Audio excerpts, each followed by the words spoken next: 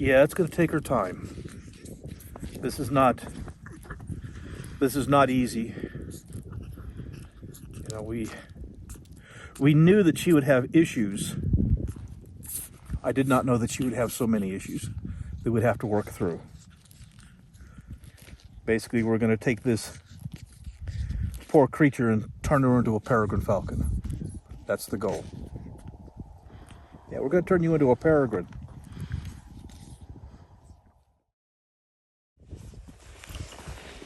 You worked your butt off, didn't you, sweetie? Well, that's a lot of improvement from where she started. But yeah, she's still exhausted.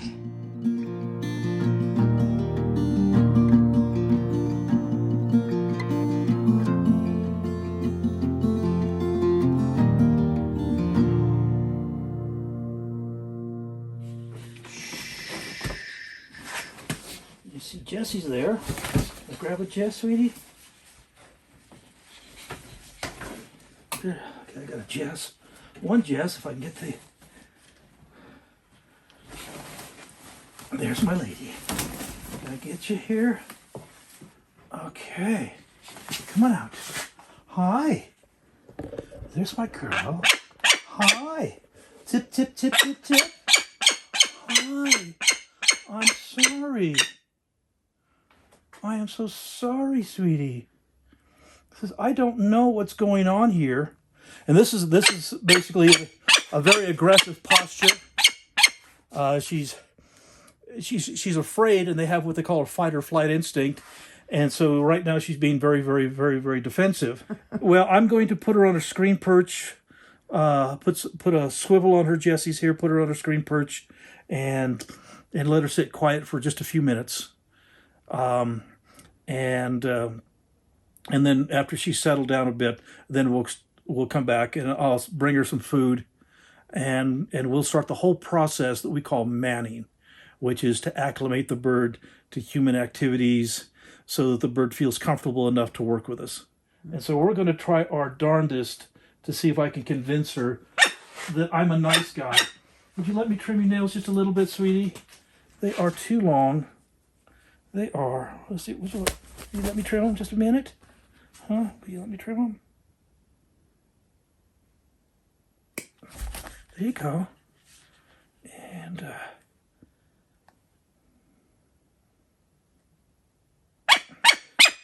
I know. And I do this just really, really fast, so you don't even hardly know what I'm doing. There we go. Hi, sweetie. What a good girl. 1 foot done. Mm-hmm. So it's kind of... And to be honest with you, it's actually better to do it right now when she's focused on being upset with me. Yes, you are.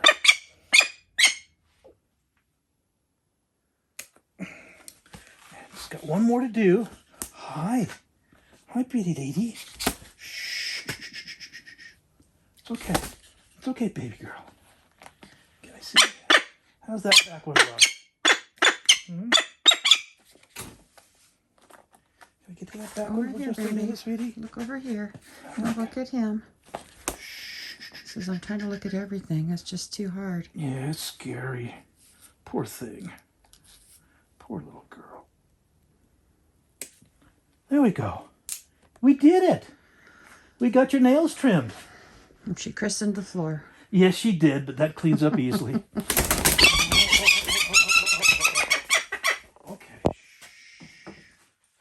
Here's going to be a bit of a challenge for you. Oh, has she not gotten used to being hooded? I don't know if she's ever worn a hood in her life. Hi, baby girl. So this is always a challenge. See what that looks like. There we go. Almost got it to stay. Let's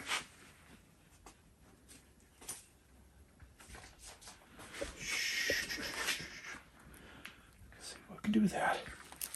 Oh, what a good girl. Okay. So it looks like we'll be hitting her okay. Sue, could you go, let me see this box right here. Maybe I can do it. What do you need? I need to find her a swivel, and it would be on this side. Here we go. That's too big. You probably want the littler one, huh? Yeah, this is good right here. Sorry. It's okay. This is a swivel. And what this is this basically goes to the leather straps called Jessie's. We'll have to make her some new ones, but these are not bad at the moment. And it goes, and this helps to keep the straps from becoming tangled while... So they don't twist around her legs. Yes. And so that's what this is for. This is her Jessie. And we'll have some new ones on her here in a little bit. Hi, pretty girl. Pretty Peregrine. Pretty baby. Hi. This is just all too much. I know. Well, we're going to go into the other room. You got a leash in there? I'm going to put it right on the screen perch. Okay. So she'll be fine.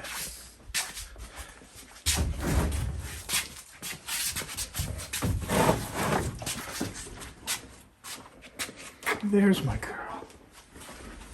Hi. Okay.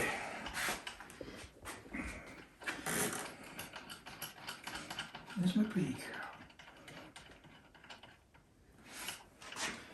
Okay, sweetie. Let you go right here. There. There you go. There's my girl. There's my pretty girl. You gonna be a good little lady for us?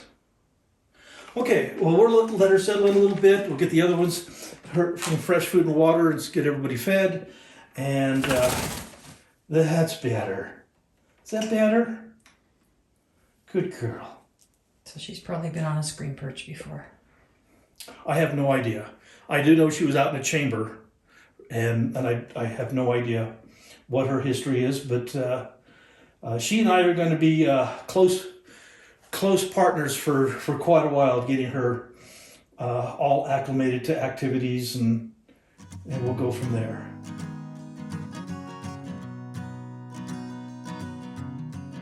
Now this one's getting all puffed up and scared. Hi, sweetheart. And of course, she's very, very pretty. And so let's talk a little bit about her story. The story of this peregrine falcon's arrival to our rescue center actually begins many years before, in 2019, with the arrival of her younger sister, Helen. This is someone that none of you have had a chance to meet yet. This is our new little wildlife ambassador. She is a peregrine falcon, and she has a bit of an interesting story. She came out of a captive breeding program, so she's not from the wild. Unfortunately, she has some genetic problems, which makes her not suitable for falconry and also not suitable for going back in the wild. Oh, I know, that's just my hand. That's just my hand, sweetie. Not going back to the wild. She is incredibly nearsighted. The breeder that had her noticed that she was, couldn't fly normally. She'd hit walls and stuff in her chambers, and she has a real hard time, finding food if it's on the ground, and she has a hard time, finding her bath pan, and so basically, she can see enough to sit on a perch and recover onto a perch, but she can't feed herself. Really, the choices are either she becomes a wildlife ambassador and used as an educational animal, or since she can't go to the wild, can't be used for falconry, she would have to be euthanized. And so the breeder and I talked to me about her, and I says, well, let's give her a chance. Let's see how she does. She did her very, very first program yesterday. Yes, you're just going to flap those pretty wings. She says, I haven't been outside to get my exercise yet today. And so she did very well, even though, like I said, everything's shadowy and, distorted for her. So I've taken on a new role in my life. Not only am I the husband to this beautiful young lady and father and grandfather and wildlife rescuer and wildlife educator, I have now taken on the role as the the seeing eye person for a falcon.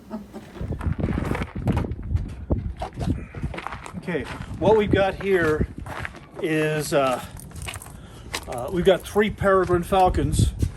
2 of the pair, the mom and dad of our peregrine falcon, Helen. The problem is that the person that has the breeding project ended up with a very serious brain infection, and he's been in the hospital for 18 days, and he's had a series of strokes, of minor strokes, and he's no longer able to care for the birds. This little peregrine, again, she came out of the same captive breeding program as Helen, but she's perfectly healthy. Her eyes are perfect, and her feet, as you can see, her toes are all perfect. There isn't a feather out of place. Everything looks really, really good and healthy. And so we're happy for that she's perfectly healthy. She is 6 years old, where Helen is 3 years old. And so she's Helen's older sister, which is really kind of a problem to start with. She is 6 years old, and she is, oh yeah, there's my pretty girl. Yeah, you feel you're threatening, aren't you? She says, I'm going to threaten because I don't know what you're doing. How sweet girl. But anyway, she's 6 years old. She's virtually untouched. She's like a 6-year-old wild falcon. And so we're going to go through the entire process with her on the way that we gentle them down, get them to feed from us, introduce them to a hood, start to get them flying, get them exercise, because here's this beautiful little bird, and she has never flown. At least the last 5 years she has never flown, and maybe even her entire life has never flown free. I don't know. But she'll be with me for several months, and maybe for the rest of her life, we don't know. And so we'll definitely give her a name. So this is our new peregrine. She's very pretty, and of course her sister over here is sweet little Helen. Hi, girl. Well, so I'll let you guys sleep a little bit longer, and gotta get up and get my chores done, and then we'll get you guys put outside. Go ahead and start out here. Hi, pretty girl. Yes, I know. Okay, well, we're going to start the process of what's called manning, or gentling her down, getting her used to hanging around with me. And what we're going to do is we're going to approach her, we're going to get her up on the glove, and one of the things that I always bring is a little bit of food, so I've got a mouse with me as well, but I don't approach her from above, because that's very intimidating. So actually what I'm going to do is I'm kind of coming a little bit on the low side here, and I don't know how well you can see me. Hi, baby. Yes, you're going to be threatening because you're afraid of me, and that's okay. I know. And so I'm going to just come nice and slow and nice and gentle, and just kind of talk to her in a really calm voice, because she doesn't know what's going on. She's just been in a chamber her whole life. Yes, you have. You've been in a chamber your whole life, sweetie. And instead of just, like I said, I'm not going to come in high. I'm not going to tower over the top of her, because that's very intimidating for her. So I'm going to come in just a little bit on the low side. I've got a mouse, so if she decides that she wants to eat something, I've got that for her. Hi, baby girl. Hi. Yeah, you gonna bite at things? Okay. There's my girl. There's my pretty girl. Yes, you are. You're such a pretty girl. Let's get this around. And so we just try to keep the movements kind of slow and gentle, and we talk to her nice and calmly, and we get her disconnected from the perch. Hi. And then we'll quietly get her up. Now you can see she's slightly above my head level. There we go. It's okay, sweetie. There we go. There's my pretty girl. And so, yeah, you can bite at it. Yes, you can. You can bite at it. But when you get a bird that you really don't know its history, you don't know, how it's been handled. You don't know what bad habits the falconer had or what bad habits the bird has developed. Over the last 6 years, and so there's going to be a lot of little surprises for us in working with her, getting her up and ready to go, getting her flying free and being a peregrine. So it's going to be a little bit of a challenge, but that's okay. Now I bring my hand up here, as you can see, and she will bite me. Yes, she will. She will bite me, but I don't care. I just basically try to get her used to my hands. This is part of the manning process. Get her used to my hands, get her used to the fingers moving, touching her toes very, very gently. And so this is what we spent the last 3 hours, or not the last 3 hours, yesterday evening, just getting her to understand that my hand's not a bad thing. And like I said, I have food for her, so if she wants to eat, she can. And yeah, we touched your breast. Didn't we, pretty girl? We did, we touched your breast. And then the next step, we start this literally immediately, I've started this already, is we will start introducing her to her hood. It's okay, sweetie. Tip, tip, tip, tip, tip. And so this is our hood for her. And this is not a new one for her. We'll make her a new one. This is just an old one.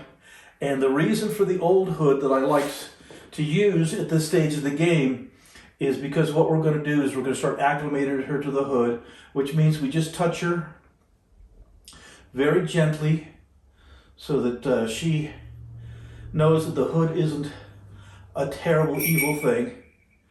And so we'll just very, very gently touch her with the hood, and we'll get it to the point where we can, and we'll get just touch her feet, touch her breasts, touch her beak, to the point where the hood is not a scary thing for her, and hopefully within the next hour or so, she will be. I will be able to very gently slide this over her head and then take it back off and slide it. And we'll be doing that for the next really several hours, so we can get her acclimated to stuff. I know. You don't understand this world, do you? So anyway, that's basically, it's going to be a lot of work, a lot of time. We're going to handle her a bunch, get her acclimated to us, and I've got to get my other birds put outside to their outside chambers, but we'll leave her right here for just a few minutes, and then we're going to come back and she and I are going to spend another hour or two together. Okay, there we go. I know, it's such a scary thing. It is, it's such a scary, scary thing. That's my girl. That's my girl. Can I put it between my fingers? So I can hold it for you? There we go. There's your food. And it's quiet here at the house. Susan and Cody have gone to work, and so it's just her and I. Are you going to eat from me, sweetie? Are you? Are you going to eat? And so this is one of the most important parts of working with these animals. It's also one of the most fun and pleasurable things that you can possibly do in your entire life. And that is to just basically have a nice quiet room with no distractions, and to sit with your new friend in the hopes that that you guys can start to bond a little bit. That's my baby. And so that's exactly what we do. And this process is called manning. Nothing is forced. She basically has the opportunity to just relax, and her world is completely changed. She's been used to being in basically a small room, about a 10-foot by 10-foot chamber, where she could look out the barred windows, but that's about all of her contact with the outside world has been. and so, she has a lot to learn and a lot to figure out, and that's exactly what we need to give her the time to do, is to let her figure out what this whole world is all about. And it's a pretty spooky place for her. And so we will just kind of sit here quietly. The TV's out across the room, and we can turn the television on. If I get tired of just sitting here holding the pretty little girl. Now you can see I move her really close to my face, and I do that for a reason, because I want her to know that I'm comfortable with her, and that helps to keep her comfortable as well. There you go. Hi. So this is kind of what the whole process of manning is all about. It's a wonderful time to spend with a new animal, and kind of let them figure you out and you figure them out. And she says, I just don't know what this place is. Yeah, I know. You're stressed, you poor little thing. So stressed. Here, there's some food right there. There is. There's food there. That's my girl. Yeah. Took a bite anyway. What a good girl. Oh, when you do this, guys, make sure you wear old clothes, because she's going to throw, bits and pieces of dead mouse all over me. And this is why I've got a towel down here, so that not only for her, when she poops on the floor, we've got the towel down to catch that, but also she will. Yes, there you go. And so this is kind of a messy process. I prefer to use mice is in this process, for the simple fact that there's not a lot of feathers, because when there's a whole lot of feather, see, what did I tell you? Oh, what? You're being silly. You took a piece from my finger, but then you threw it at me. Okay. She's being very sweet. She's not biting me hard.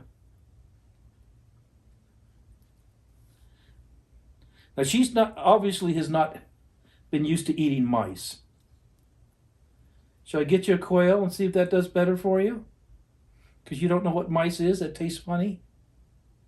Like I said, we have to adapt. And so even though I much prefer using mice, and mice is a very, very good food for them,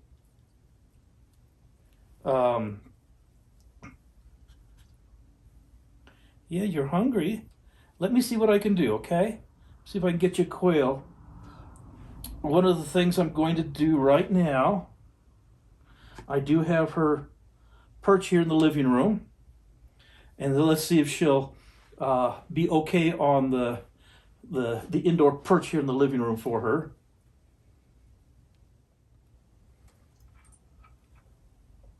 Can you go sit on that? Okay, baby. She says, I don't know what that is. I know. You're not sure about what that is. It's okay. It won't hurt you, I promise. Okay, there we go. Okay. It's okay. There you go. There's my girl. So that's the first time on that perch.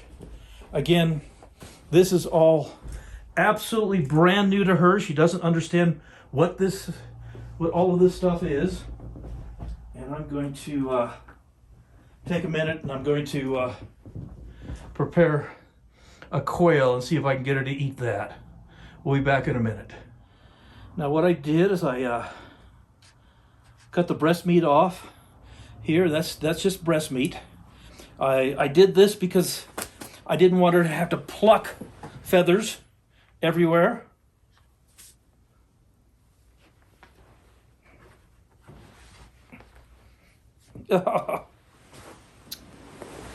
You silly thing.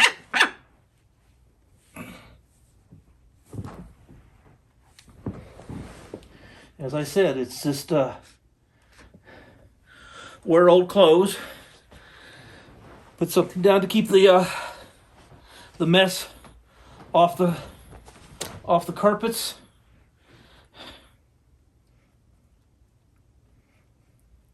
That should be pretty familiar to you. And you're just going to throw it all over me, aren't you, sweetie? It's peace. Yeah.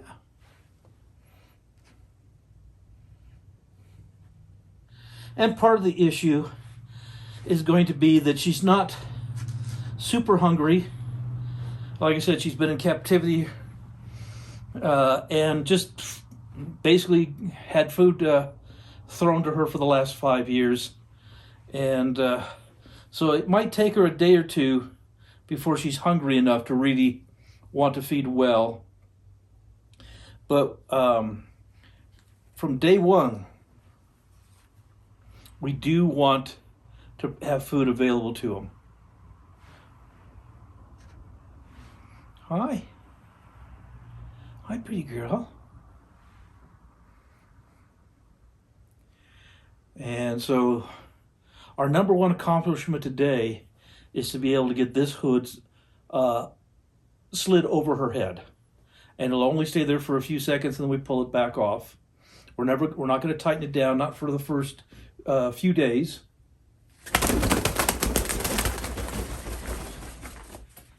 There's my pretty girl. And there's things we can do to force the issue, and I would rather not force anything. You just need to be gentle with them. And so you just wait until she's comfortable again. What a pretty girl.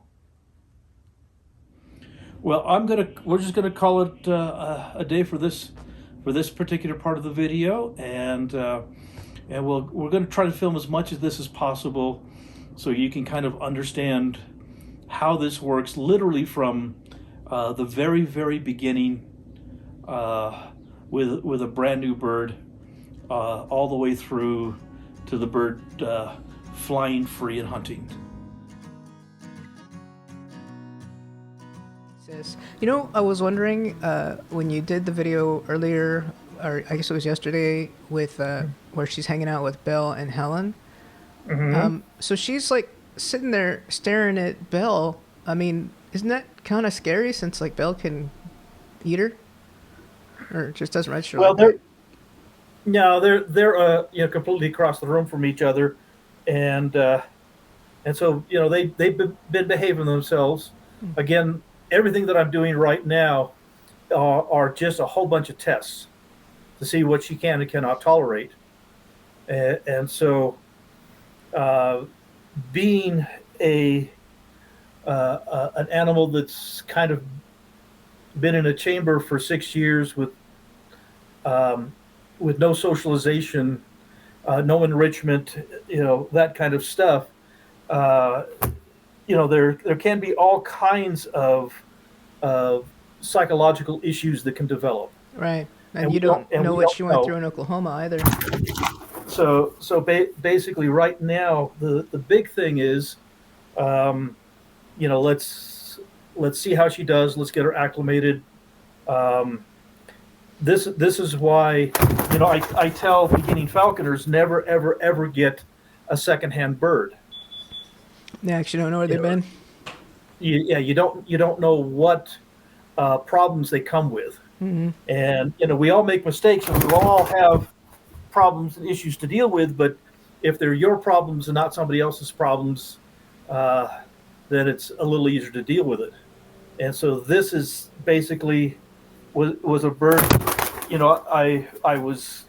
I could have very easily advertised her and shipped her out on to some beginning falconer would just go absolutely nuts and would want her.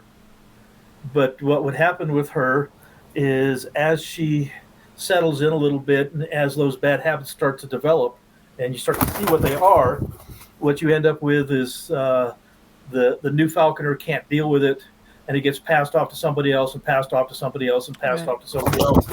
And so it becomes a real significant issue, and the bird suffers for it. Yeah, that always So seems to be an issue I see as far as when you're talking about how you care for a bird or you're talking about how you work with a falconry bird. That when people see that, they take that as the end all. They don't realize that every single bird, every situation, you are adapting. And that every instance is unique, and that they don't have it down by having seen you work with a bird for this little snippet of video time, right? That there's so much no, adjustments. yeah, each animal is different, and you have to adapt to each animal's situation, and so that's the big thing with her. The first 2 to 3 days, she's terrified, and because she's terrified, she's going to oftentimes seem to be much better behaved because she sits very very quiet and she's frightened. And then as she gets less and less frightened, then that's when the bad habits start to show up. She feels brave enough, that's when she bites you, or when she feels brave enough, that's when she foots you. Or right now, she's we've not sat in this chair, Right. and so she's not happy with us in this chair. I could move over to the brown recliner that I've been sitting in, holding her, and she will probably calm right down. That's But amazing. It seems like such a minor thing, but it's huge to her. And I was Yeah, thinking a lot is like when I was watching the video of you working with her, that there's just no way to impress that you could be sitting there exactly like you are and she'll be fairly mellow. But if you put Susan there in the exact same situation, same gloves, same everything, same clothes, everything's a whole different story. That subtle difference is the world to them. I mean, it's just so hard to pick that up.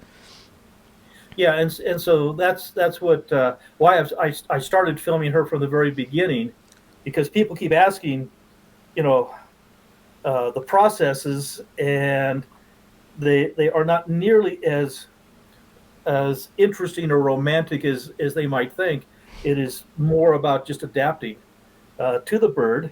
But also just That's, kind of like trying to really understand. I mean, because it's hard to get rid of all your preconceptions or yeah, it whatever is. myths that you've bought into, and because there's two times you can in some ways you can be like too respectful and distant to the animal, and other ways you can be just way overpowering of the animal. It's hard to know that middle road to just read them and react, and how much your own actions are telling them. And so with this bird, and I make this very clear, I don't know what her future lies. I don't know if you know obviously she's not in a good physical fitness, because she's been sitting in a chamber for 10 years, and so her fitness level is very low. Because of that, she cannot be put back in the wild because of her fitness level. Through a lot of time and patience and work, hopefully we will be able to build up her fitness with lure flying and free flying, and maybe even getting her to to hunt pigeons and those kinds of things.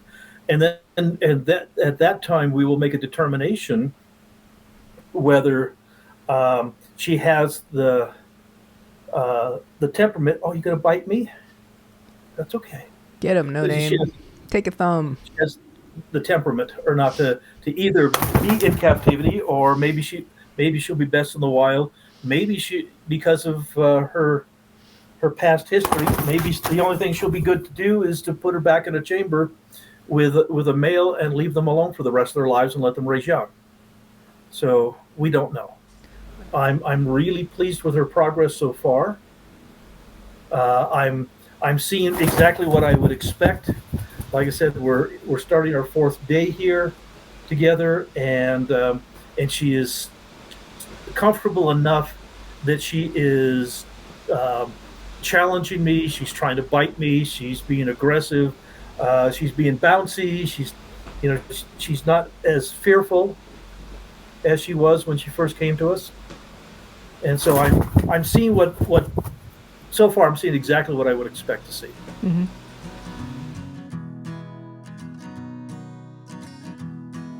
I would like to name her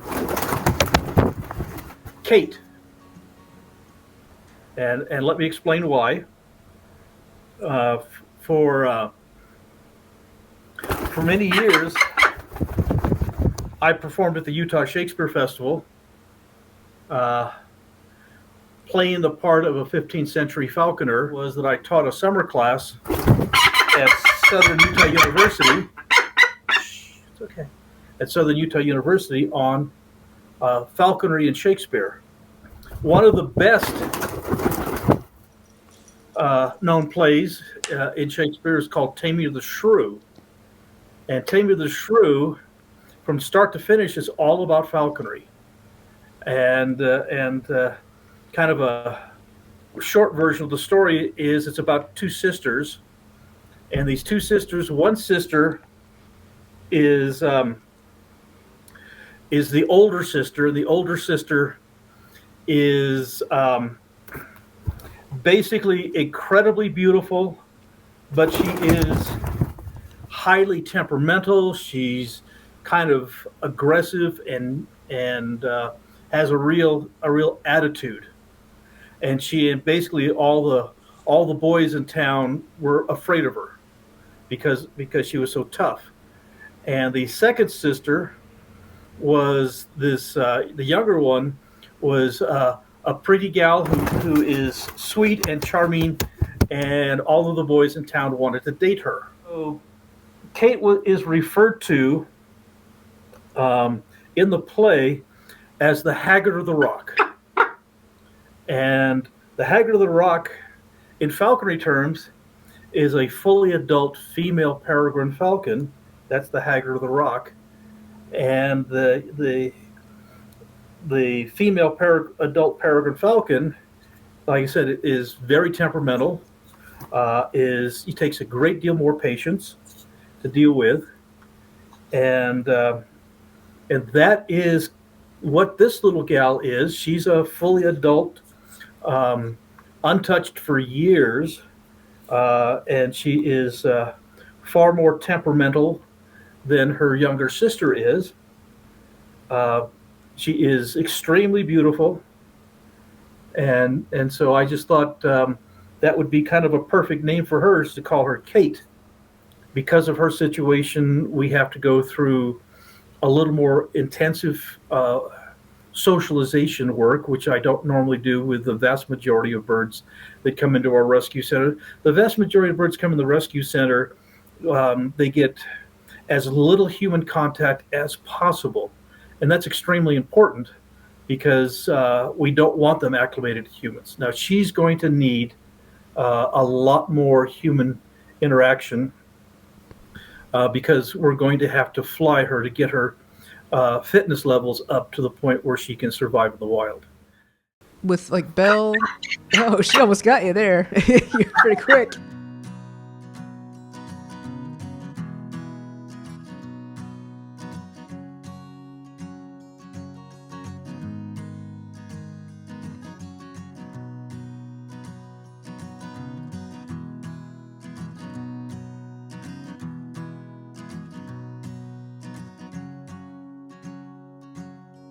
She's very wild, and she's getting used to everything. She sees that I have her food, and so she's gonna talk to us a little bit.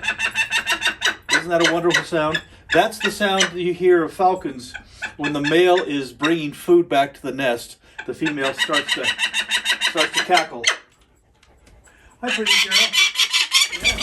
Oh. There you go.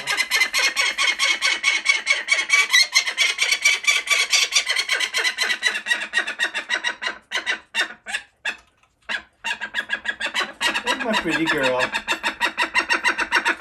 Hi. And so as you can see, she's acting very, very wild. She's got over her initial fear of me, and so now she's just acting like a very, very wild, what we call haggard or full adult peregrine falcon. But she's doing good. So let's go outside where we can feed her.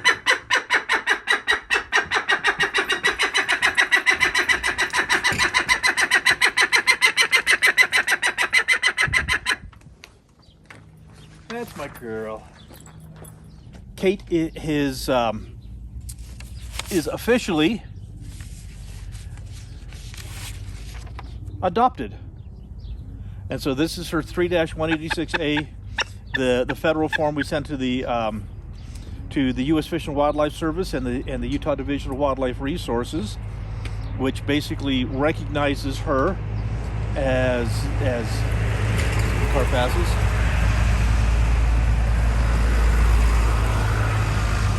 As legally one of our birds, and so she is officially part of the Tyner clan. You know, we've been holding her for several hours every day, getting her used to, you know, cars going by, getting her used to the dog, getting her used to Susan, getting used to kind of walking around a little bit, just getting her used to putting on a hood. And all of these things, the more comfortable she gets, the more she's willing to kind of protest. And so we go from really terrified, not wanting to move, to being incredibly uncooperative and vocal and protesting, and then to the point where they are accepting the situation. They're eating good, and they're not being frightened anymore, and that's the point where we can start the training. And so she's going through this whole process now, and as you see, she's eating vigorously. And you know, I get my hand up here, and she completely ignores my hand. Oh, you gonna bite it now? Are you gonna bite it because my hand's in the way? Are you, sweetie? And so we just let her kind of do her thing, she'll get to the point where she'll start acting more tame, because she's past the stress and she's past the protest, where we start to develop a partnership. So that's kind of what we're working on right now. So all in all, she's doing quite well. She's, as far as I'm concerned, she's right on schedule. We should be able to have her flying free and exercising well by the beginning of the falconry season, which starts in September. But between now and then, it's a lot of time on the glove, and a lot of food, and just a lot of socialization time. So yeah, we're excited. She's going to be fun. It is going to be sheer joy to lure fly her and watch her develop her strength and her fitness and her agility. And you know, I'm really, really anxious to see her lure flying. And then the first time we can get her to altitude, the first time she can fly into a thermal and use the warm rising air to take her up, you know, up into the sky to literally thousands of feet, even beyond visual range. And to watch her come out of the sky at 200 miles an hour trying to blow up a pigeon is a sight that that in nature is so seldom seen. But we're gonna have a good time with that. And then at that point, if she decides that we're not good friends and that she doesn't want to be in captivity, then she has the right to disappear into the clouds and never come down. And and if that happens, that'll be a great thing. It'll be a great thing for her, where she'll be back in the wild. She's at breeding age right now, so who knows? Maybe next spring she'll find a mate and raise young, or maybe she'll decide that she likes our friendship and the relationship that we've built, and she'll decide that she wants to stay, and that would be wonderful too. So we don't know, but we're anxious to find out.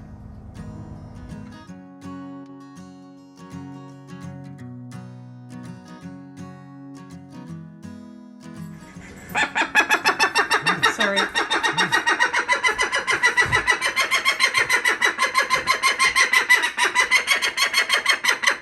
Okay.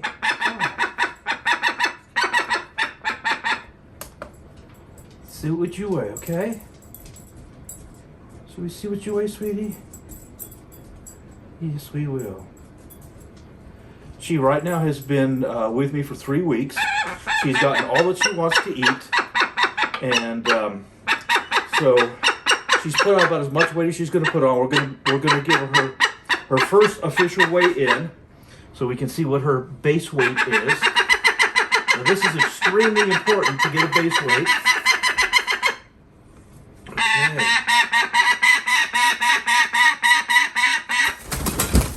That's my girl. Let's try it again.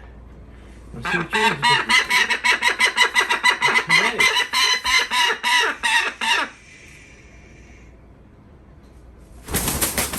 998 grams.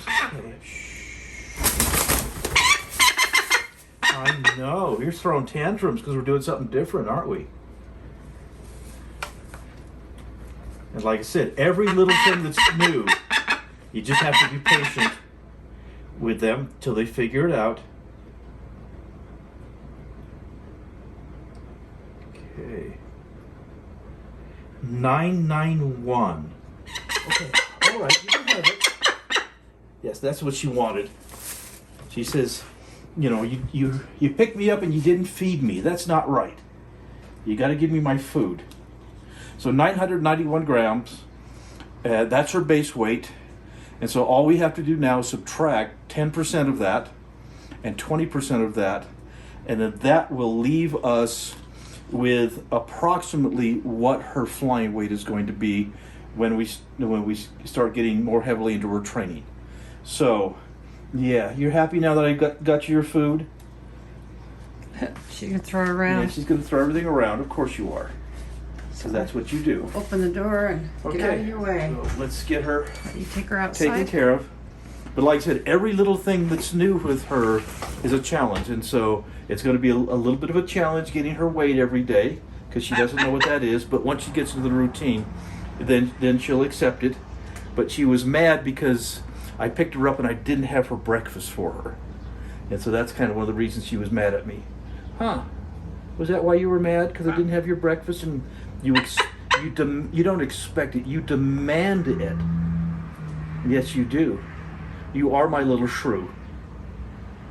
So now that you've got your breakfast in your hand, you're happy and you'll be comfortable. Okay, we're going to go out and put you out on a perch for a little while we clean your perch in the house.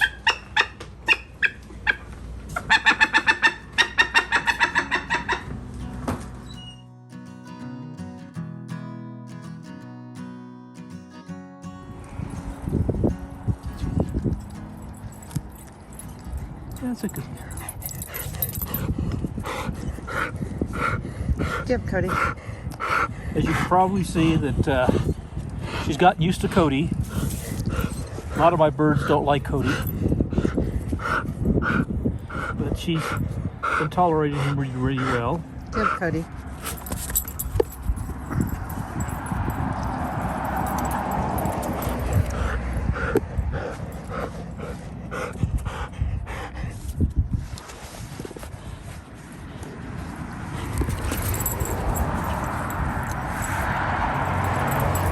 And this is a nice place. It's got traffic noise and obnoxious dog, and occasionally people walk by, and so it's just a nice place to give her a lot of distractions.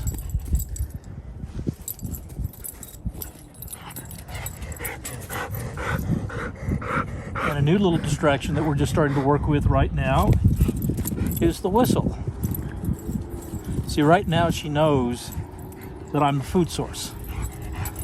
And so she's willing to put up with Down, Cody. Go lay down. Go. waggy dog tails in her face and everything, because she knows this is where she gets fed.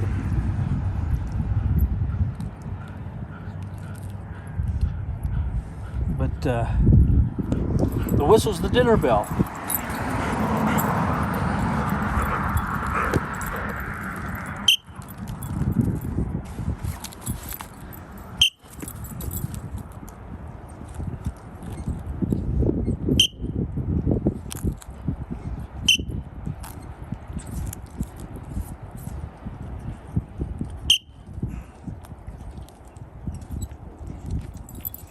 And so when she's out flying, and she's a long ways away from me, she can hear that whistle. And that just means there's food for her. And so that's something that we're starting to do every day now. Is not only have the food for her, have the interruptions like Cody, but the whistle. But I'm actually very pleased with her progress. She's coming along nicely. She'll certainly have a few, bad habits kind of instilled in her that we'll just have to deal with. But all in all, I think we're going to do just fine to get her flying. And she's learning to trust me. She knows I'm not stealing from her. Go lay down. She knows that I'm just really here to help. I can kind of give her a hand.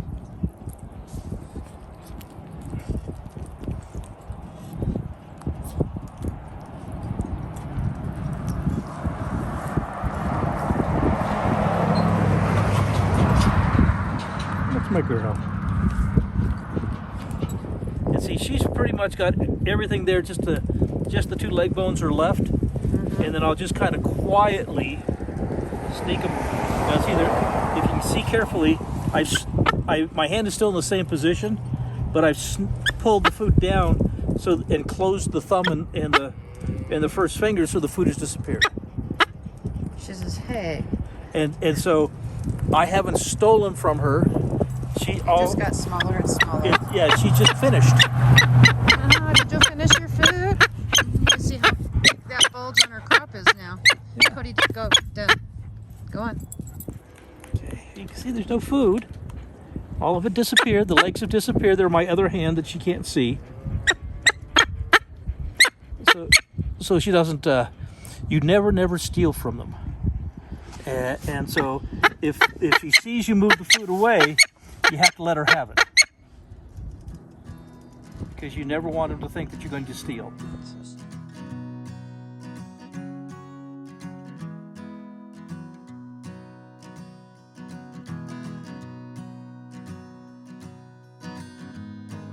And so this little falcon has got a bunch of issues that we're working through.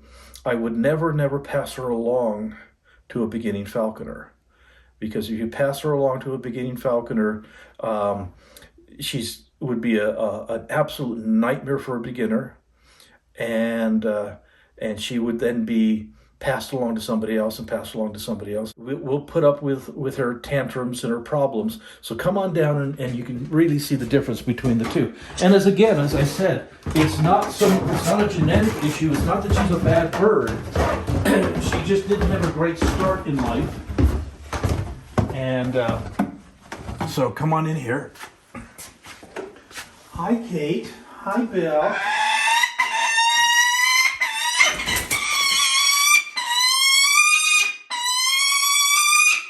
Now imagine that sound. Some of the falcons will do this literally from sun up to sunrise and never stop. She is capable of screaming so loud. You know, I have a smartwatch, and she is capable of screaming so loud that an alert comes on my watch, indicating that the volume is so bad that there's potential hearing damage.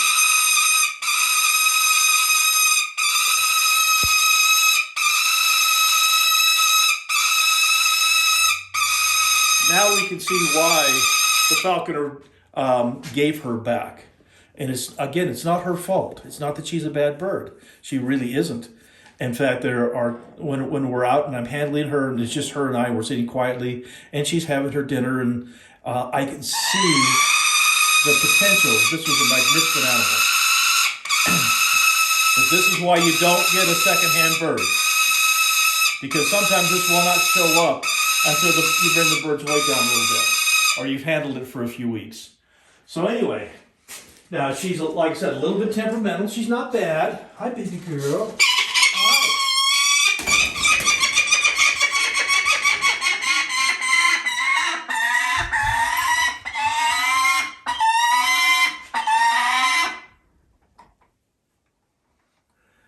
And so, you know, there's some birds that, you know, they start into a screamer and they get to where they're flying free and hunting and the exercise kind of mellows them out a little bit and they quiet down some. That does happen. But I've seen far, far too many of these birds that literally would scream from sunrise to sunset. and it's just... like I said, the sound is truly, truly deafening. So guys, no secondhand birds. Get a fresh bird, whether you trap a passage bird or you purchase a bird through a captive breeding program. Get a fresh bird. You're going to make mistakes, but they're your mistakes, and you're not trying to fix somebody else's mistakes.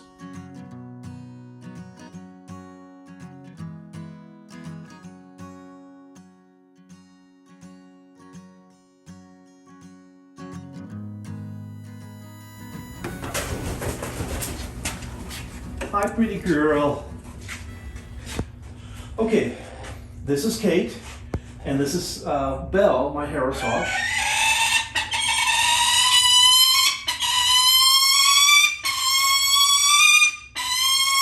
There we go. Okay. Now, the sound that you're hearing, that we call screaming. It's not a talk. It's actually young birds in the nest. The most violent, the most aggressive, and the noisiest one eats first. And so they pick up this bad habit when they're raised in captivity and they see humans as their food source. And you also end up with a bird that's much more aggressive and a bird that has many, many other bad habits. And oftentimes you don't know what those bad habits are until you start working the bird, until you start bringing its weight down and start getting it ready to fly, and then the bad habits present themselves. And so you might have a bird for a month, 2 months, and never know that all of the bad habits you're going to have to start dealing with. Hi. Hi, baby.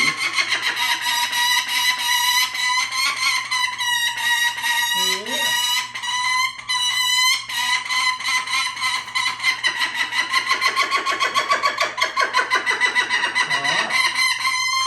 Now she has a death grip on my hand. And again, that's an aggressive thing. Her wings are out, that's an aggressive pose. And so she is a little more aggressive, a little more violent. But because she hoods well, hi sweetie, that's my girl. Yeah, that's my pretty girl. Okay, let's see if we can get that. There we go. There's my pretty girl. There we go. Now, you know, hooding doesn't fix bad habits. Hooding can prevent a lot of bad habits. Hooding is a safety thing. And yeah, she's going to protest the hood a little bit, but that's fine. She can protest the hood. But the hood allows us to transport her out to the field in safety and security so she doesn't get further upset. Now, she will not be anywhere near her flying weight because we've just started to reduce her weight. But we do need to get her out to the field and get her into her routine. There's my girl. There's my pretty girl. How are we doing?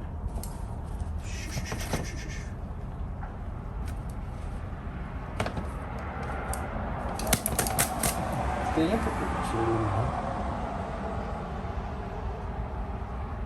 911 grams.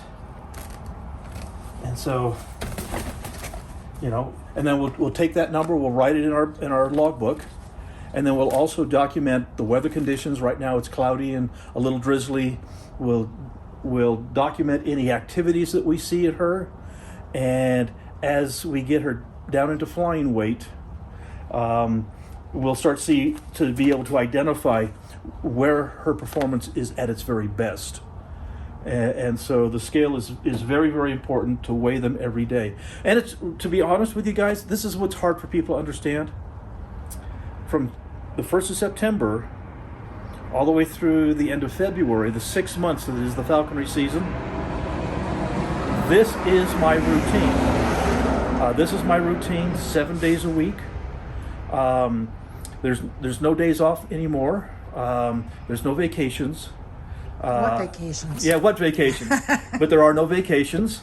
This is my responsibility to get her flying and to get her exercised out as much as I possibly can. Weather conditions can change things a little bit, and we do travel to do shows, so there are very few days, but there are an occasional day that we don't get them out. And every day that I'm not working with this bird, it sets her back. And so if you want a bird that is wonderful and easy to work with and successful at falconry, they do need to be worked, 7 days a week throughout the season.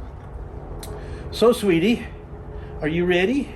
You still are too chubby, but we're going to get your weight down. But we do go out to the field every day so that they get into that routine, because routine is everything to them.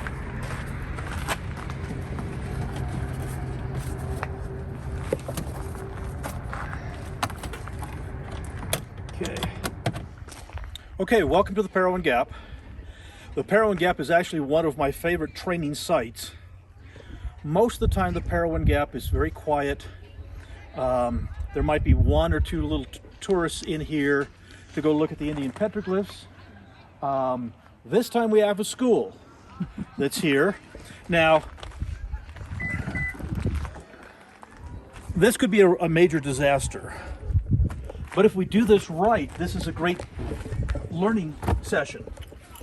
And so we're gonna exploit this school to help get Kate used to a new environment and a new set of stresses. And so what we're going to do is, instead of leaving her in the box and hoping that everybody will leave, we're going to pull her out.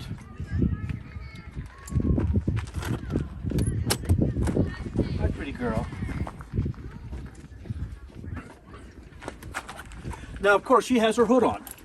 And because she has her hood on, that right now this is not an issue, because she can't see all the children. Hello. Hello. But we can remove her hood and see how she handles about 40 or 50 elementary school students. My pretty girl. Middle school, probably.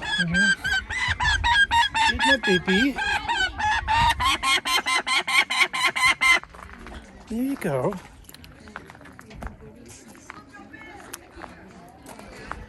And to kind of help her along a little bit. Yeah, I got your breakfast right here, sweetie.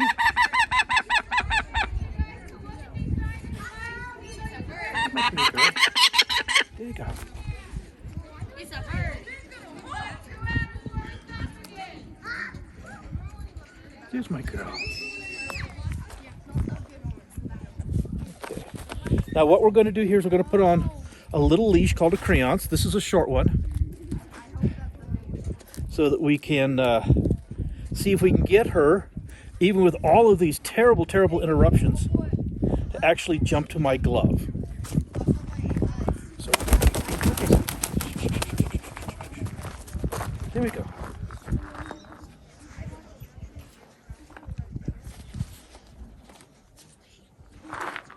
Okay, there's my pretty girl. It's okay. Oh yeah, she's a little nervous, but we're just starting her training. And so, you know, the nice thing, guys, is this is a great experience for her because you guys are here. And as long as you guys are polite and behave yourselves, this is really good for her to see, you know, lots of strange people. You guys are strange, aren't you? Yeah, I kind of thought so. So lots of strange people. And understand that even though there's lots of strange people, she still gets fed. And the things are okay. And so that's what we're working on right now for her. And I'm going to try something brand new for her, because like I said, we're just barely starting her training. And I'm going to put a little piece of food on that fence post. And I'm going to see if I can get her to step over to the fence post.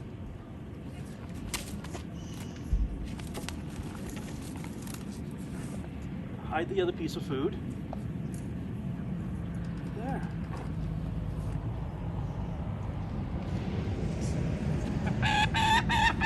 You want that?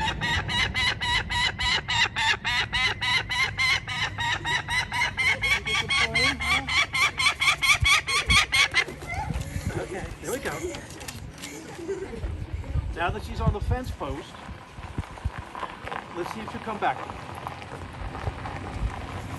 Like I said, we have cars moving. This is a really great opportunity to put a little stress in her life.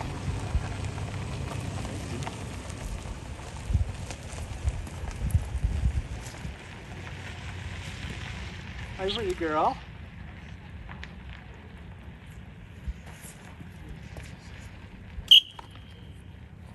There we go. That's her first time jumping to my glove. So she did a very, very good job. And what we will do is we will extend that to where she's flying the length of the parking lot, till she's flying up on top of the mountain, till she's flying into the clouds. Guys have any questions about falcons? Since we're here? We're here. Yeah, there's one in front of you. Yes. Is she nice? No. No, you cannot pet her. She'll tear your face off. She is a wild peregrine falcon, and they can be dangerous.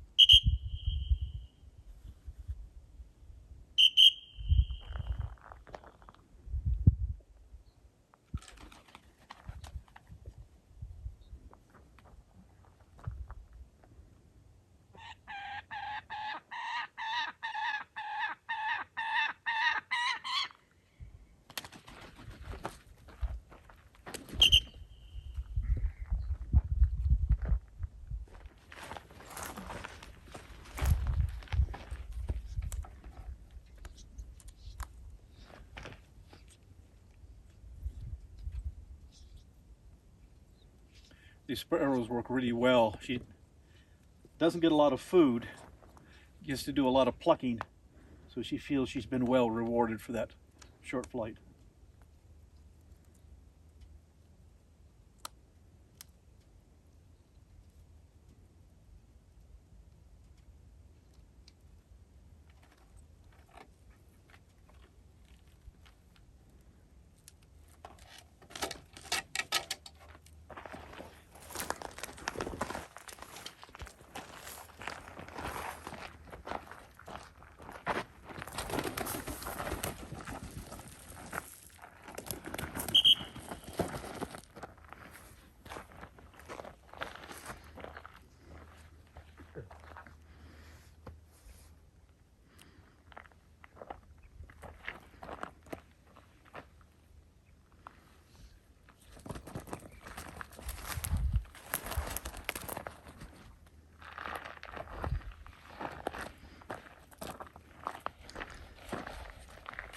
So she likes to hang on to the glove and the lure.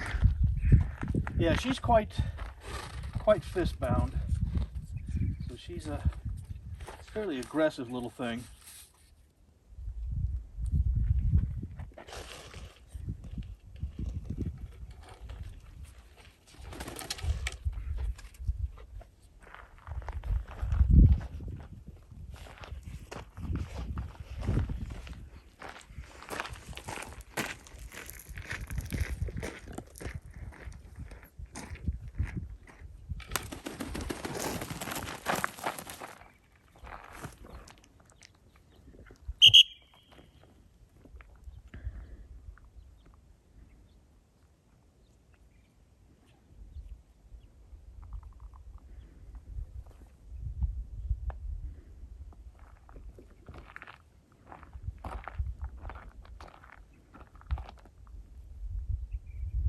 Yeah, she's going to be a good little lure flyer.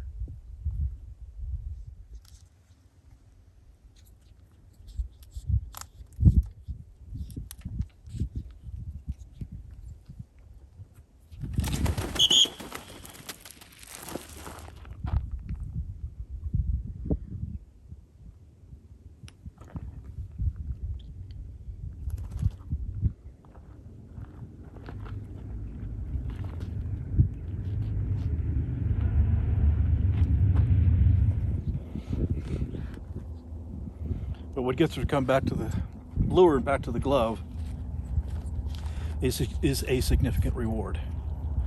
And so if you tidbit them with just a little tiny piece over and over and over again, they start getting bored and thinking that it's not worth the effort. And so with sparrows, I cut a sparrow in half and it's mostly feather and fluff. And so she gets that, she spends a little time plucking on it and feeling like she's gotten a significant reward for her efforts.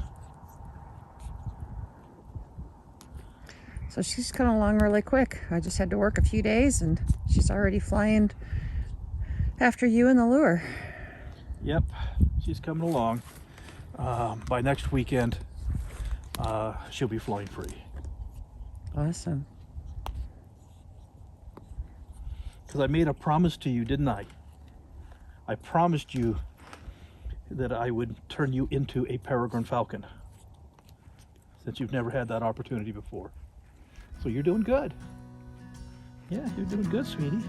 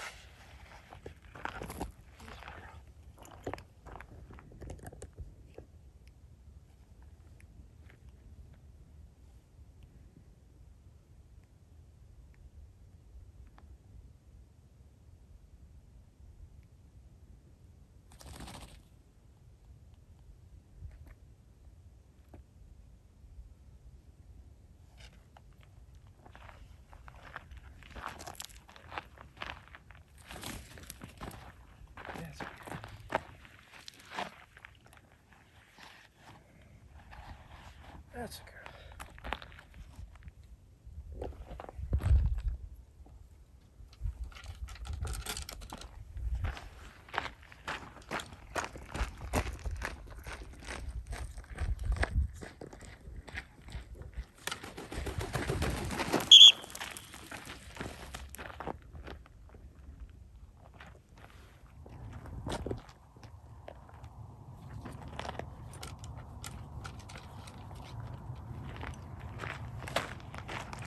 It's hard to get away from her fast enough. Yeah, she's still got food in her mouth. And here she comes.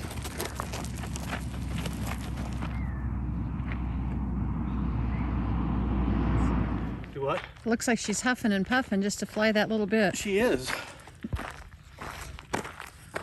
That's the most exercise she's had. In her entire life. But she's going to get a whole lot more. Aren't you? You're going to get a whole lot more exercise very soon.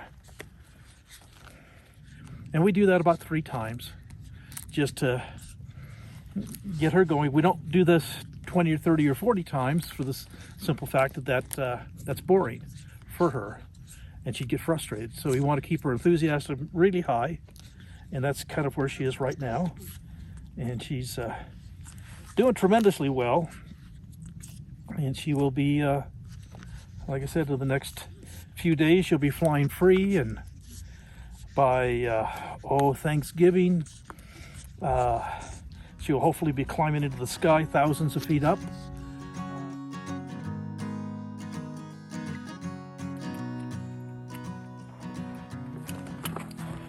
Well, good morning. It's the big day. This is going to be Kate's very, very first free flight. And so we have been going out to the Parowan Gap, which is just about a mile to the east of us here, for the last 2 weeks, every single day, and getting her ready for her first free flight, and just kind of calling her to her lure. This is her lure, this is her toy. You can see it's kind of well used. But that's the toy that she comes to for her breakfast. We've been giving her, the lure's been garnished with some of her favorite food.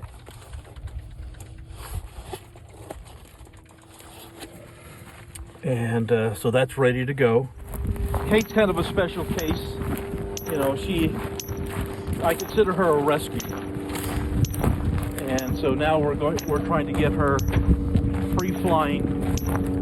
In her entire life, and she's about 7 years old, in her entire life she has never ever flown free. She's never felt the sky under her wings. And I just think that's very sad.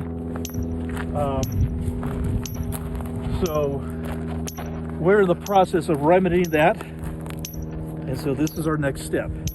Now this is the Creance, and again, I hate this. I hate the Creance because it gets tangled up on stuff, especially if it's not, you know, smooth like lawn or like a gravel driveway or something like that. But this first time that we're going to work with her, we're going to do this, the first call to the Creance. Look what I got. Yeah. I got a little breakfast for you, sweetie. Good girl. Okay.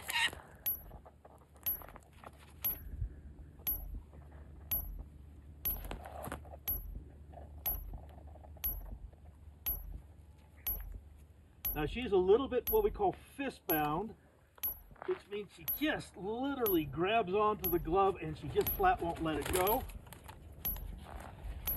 And that's bad. Like I said, lots of little bad habits.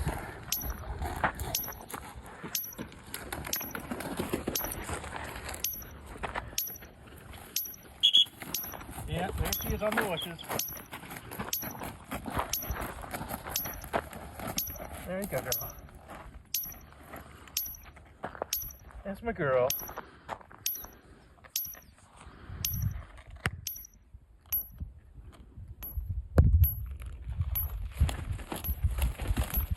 Okay. Hey, sweetie. Okay. You know what? Like I said, I hate the Creance unless you have a perfectly smooth environment, and it's not. She's showing all the signs of being okay. Let's get this thing off of her. Okay. There's my girl. There's my girl. You gotta get your swivel off too, not just the Creance. Yeah, so you can eat a little bit, sweetie. Okay.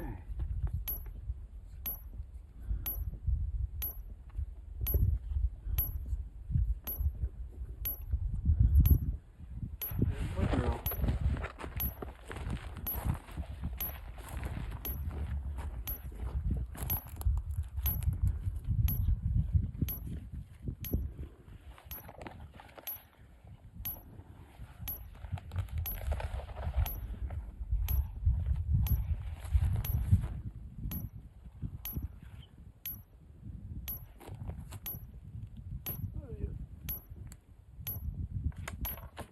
Oh yeah, you're so woody.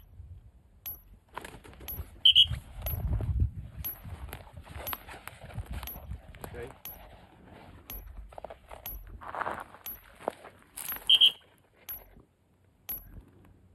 I hate barbed wire fences.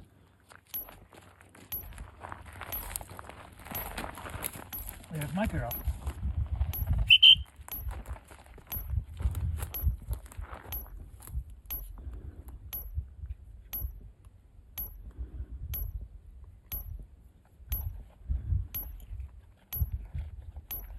Now, I don't know if you can tell, I let her take a bite, and it's kind of a little magic trick. I sneak it away from her so she doesn't know what's going on. Hi. Like I said, lots of work.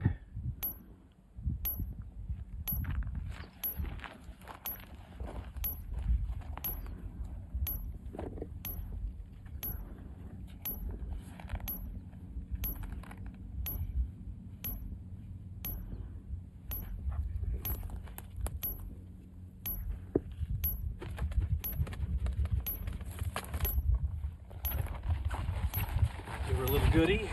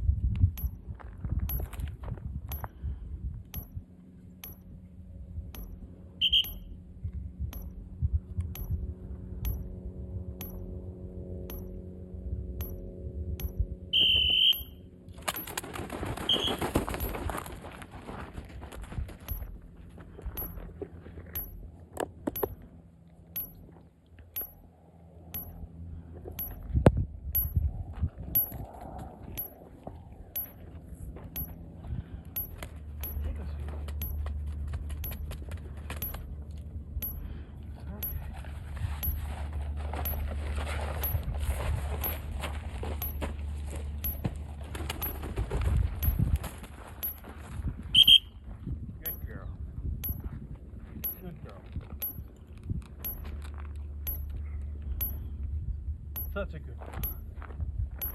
Yes, you are.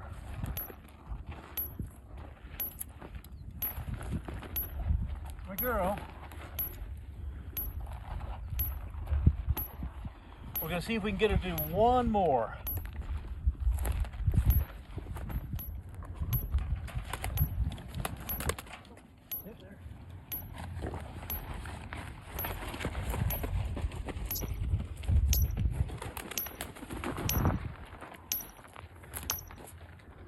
There you go.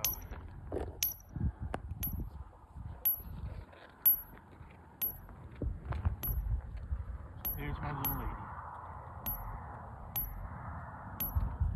Okay, that's the end of our first free flight with Kate. I know it doesn't seem like much, but it's just another one of those little step-by-steps that will get her physically fit and flying strong and being able to be a peregrine falcon again.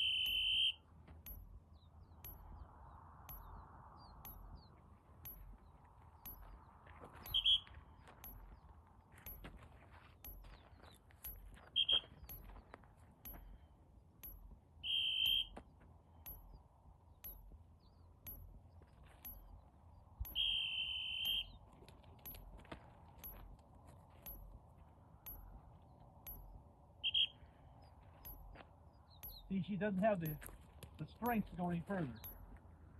She's in that poor condition. Ah.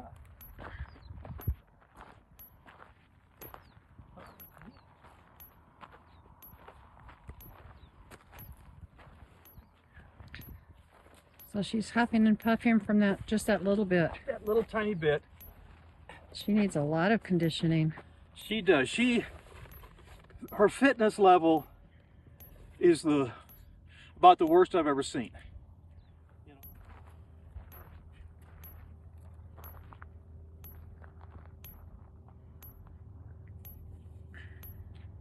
Now she's going to start to be fist bound.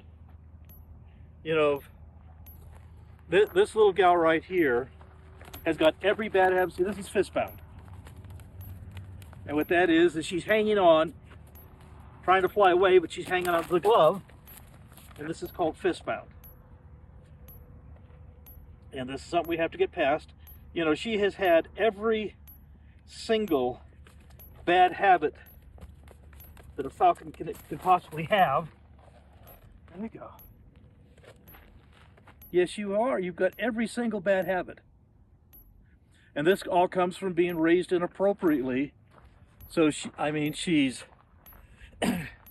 she's imprinted. She's a screamer. She bites. She foots.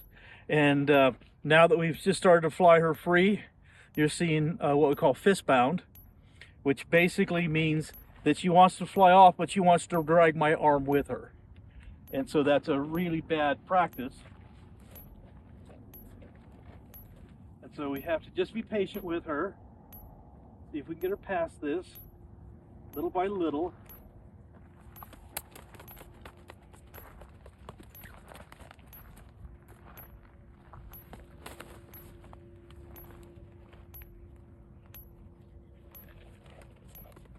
Little by little.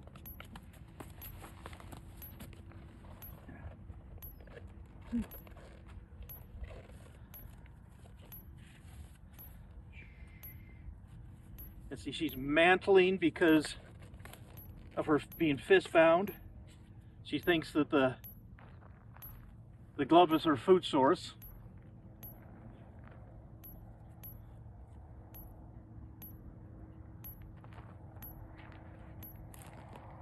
See how much she's panting. Yeah, she's huffing and puffing real hard because her fitness level is so poor. I was actually surprised that she didn't do this from the very start. She didn't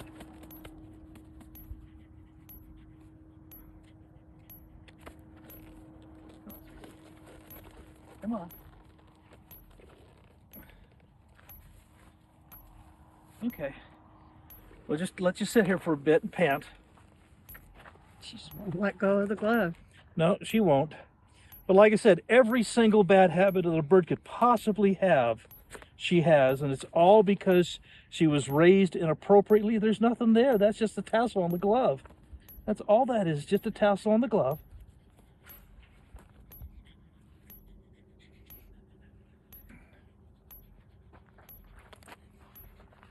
But like I said, to a beginning falconer, she would absolutely be a nightmare. And so you never want to have a secondhand bird if you're inexperienced, because you will be hating life.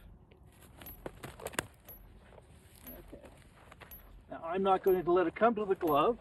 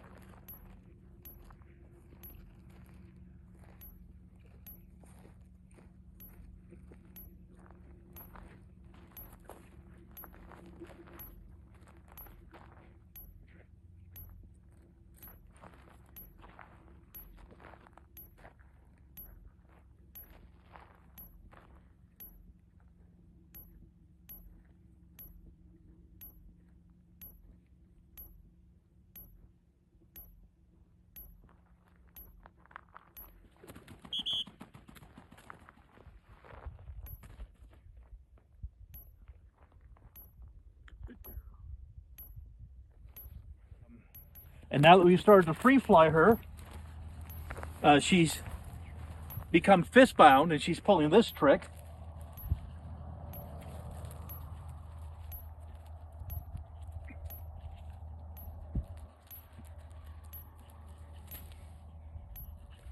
And again, this is just bad habits. That's all this is, just bad habits. And so this is our newest bad habit since we just started to free fly her. But, you know, we'll keep working on her. Yes, we'll keep working on you. Well, she's getting exercise. Yes, she is. Come here. Okay, there's my girl. Now, as you notice, she came to the glove, but there's no reward there. There's no tidbits or anything else. Because, again, this is the fist bound. Because we don't reward bad behavior. And so this is bad behavior. And so basically it'll just take time for her to start to figure out that this isn't helpful to her. She doesn't benefit from this kind of a behavior. She doesn't get fed. And so hopefully eventually we'll get her to leave the glove and fly free without hanging on. That she'll start to figure out that she has to fly away and come back. And this is why we keep calling her to the lure. It's so important, because we want her, instead of coming to the glove, we want her coming to the lure. And so coming up on the glove, nothing on the glove, no tidbits. And now what we're doing here, she's soft-footed now. Okay, she doesn't have a death grip on my hand. And so that's good. And so we'll just continue to let her figure things out. No death grip this time. And see, that time she flew away, but she didn't drag my hand with it. So that's a good sign. That's very, very good. So she has a lot to learn. See, with her, she's never had boundaries. She's never had rules.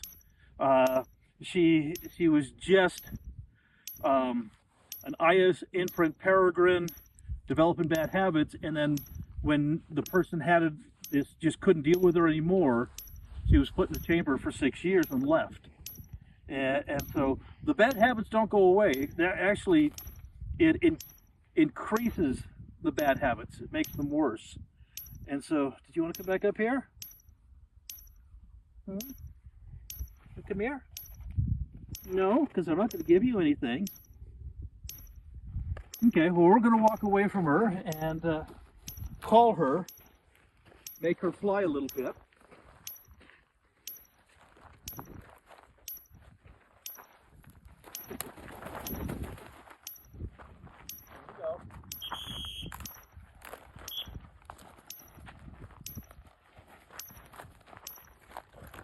Okay, now you saw she only flew a little bit, then she got to the ground and had to run. Because that's her poor fitness level that she's at. You can see how much she's huffing and puffing. And we can't push her very hard, obviously, because of her very, very poor fitness. And this will improve with time.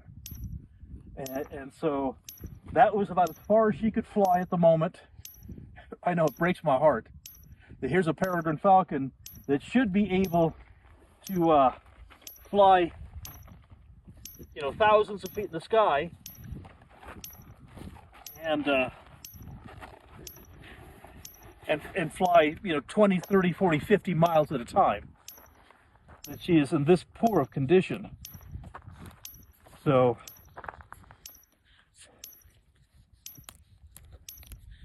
like I said, it's a patience thing, understanding. But that, the rest of it down there. There you go. You got that part.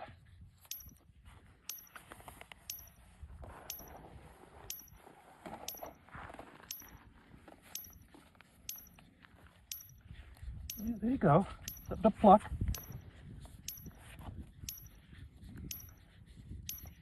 And actually, you know, she's got a piece of a quail wing right here. You know, because of her situation, she has a lot of frustration. She has a lot of anger and a lot of frustration. This is a new world. She's trying to figure stuff out. And so plucking allows her to kind of vent some of her frustrations. And so it's very, very important to give them, you know, whole animals, in this case a whole quail, that she can, and you can see she's not on the meat end of it, she's just on the feather end of it, because she really wants to pluck, because she's so frustrated.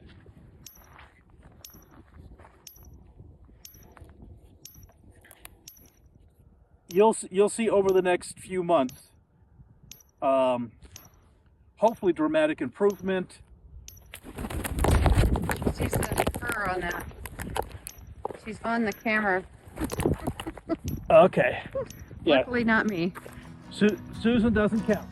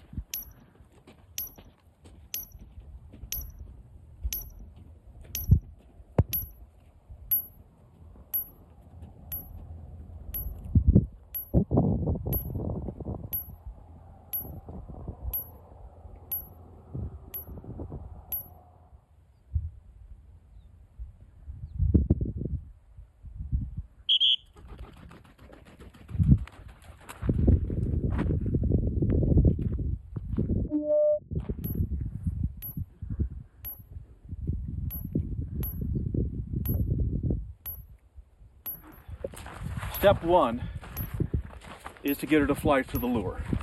And obviously we're doing that quite well. And she's doing that at 50 yards quite easily.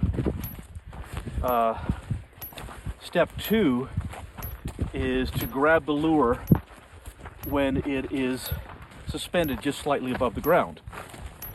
Instead of fly to the ground and jump up and grab the lure, she catches the lure as it's hanging. Step three is to have her catch the lure on the swing, and that's what she's doing now. So I'm swinging the lure back and forth, and as I swing it, wherever she happens to be, she's flying fast enough now that she's catching the lure on the swing. Step four will come up very soon. Step four is where where I make her miss the lure, and she flies around and then comes back and takes the lure on the ground. And then that's considered one stoop to the lure, where she misses it, climbs back up, turns around, and comes back down after the lure a second time. That's one stoop. And then the next step is make her miss the lure twice before I allow her to catch it. And then we work up to 5 times, 10 times, 20 times, 50 times, 100 times, where she's flying around and diving in and climbing, chasing the lure. And that's what builds up her strength and her endurance and her agility and prepares her to be able to hunt. And so she's doing quite well. We're pleased with her progress. Still has some bad manners, but she probably always will. But all in all, we're making great progress.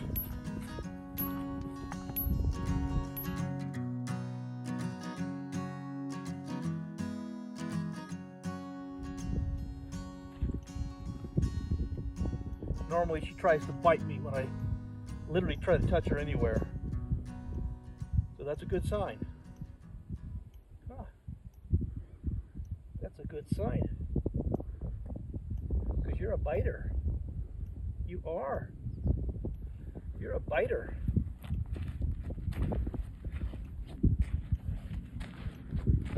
Like I said, lots of bad habits. But we're quietly and gently trying to work through them.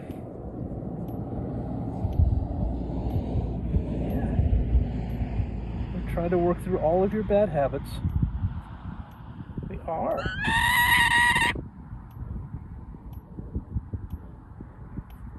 You got plenty of them to work with. You got plenty of bad habits.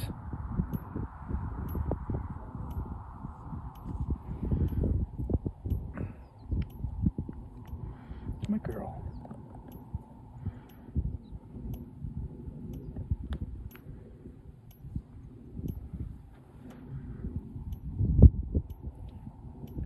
We like to give them a little bit of time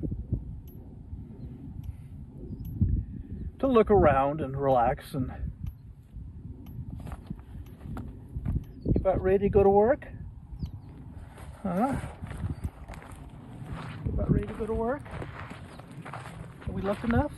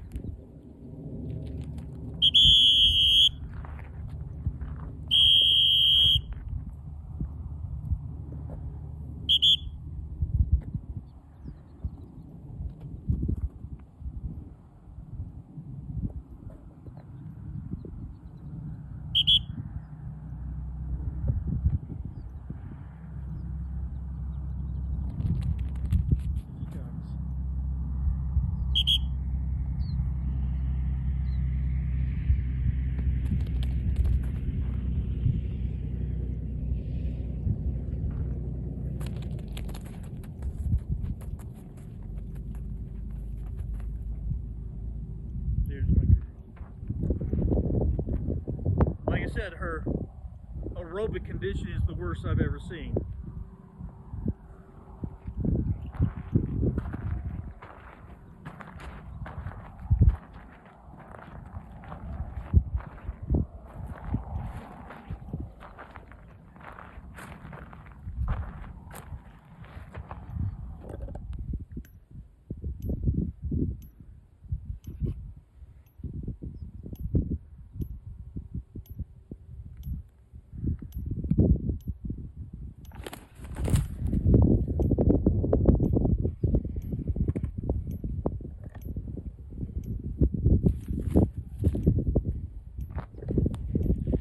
This is the patience part.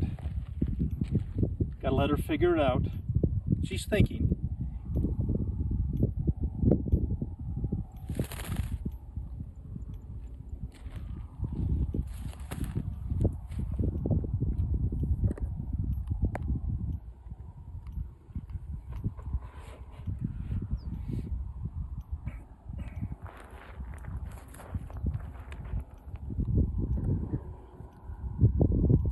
She has to come to the realization that she has to be flying before the lure comes out.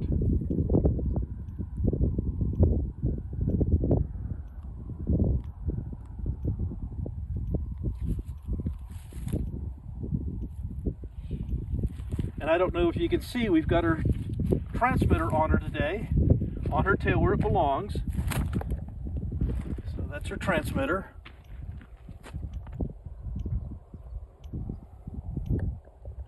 Susan and I put the tail clip on her tail last night.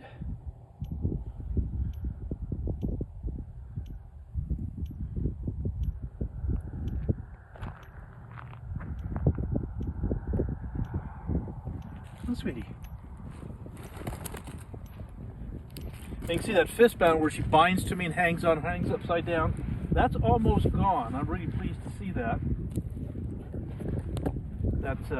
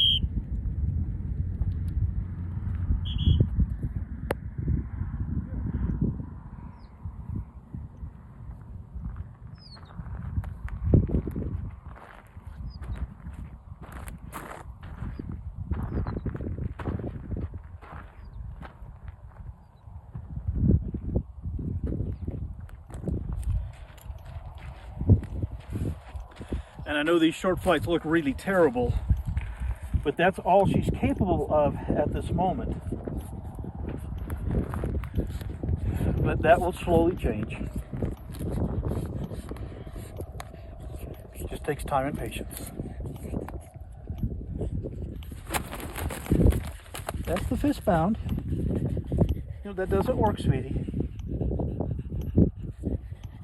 Yeah, you know that doesn't work.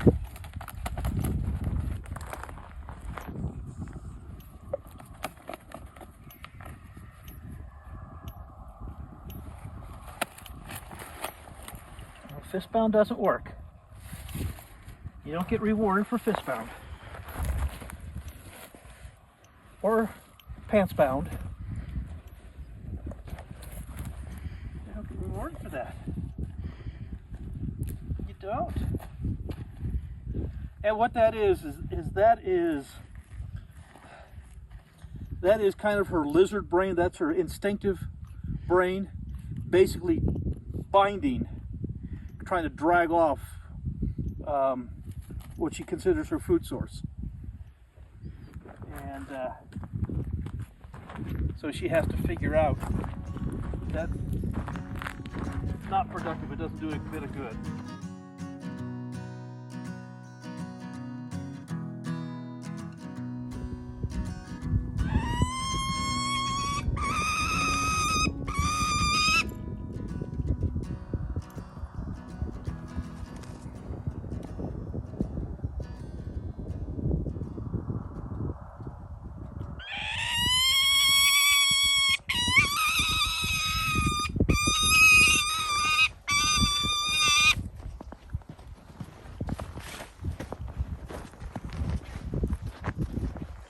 She's missed a couple of days. She's going to be a lot worse. Aren't you?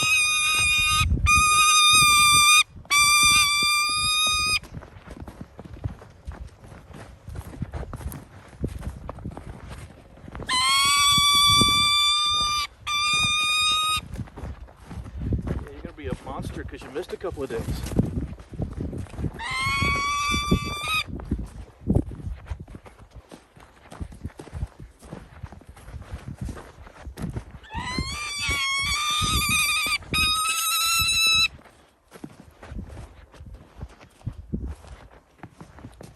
It'll be interesting. This is the first time she's ever seen snow.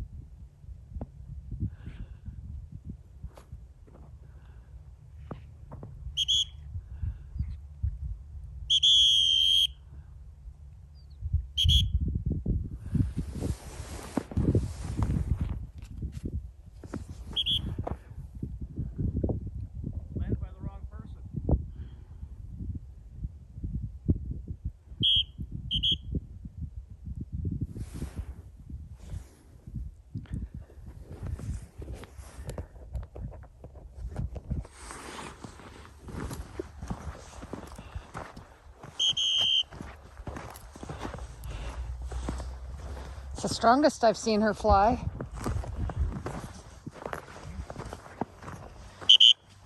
But yeah, I confused her being out here. What? I confused her being out here.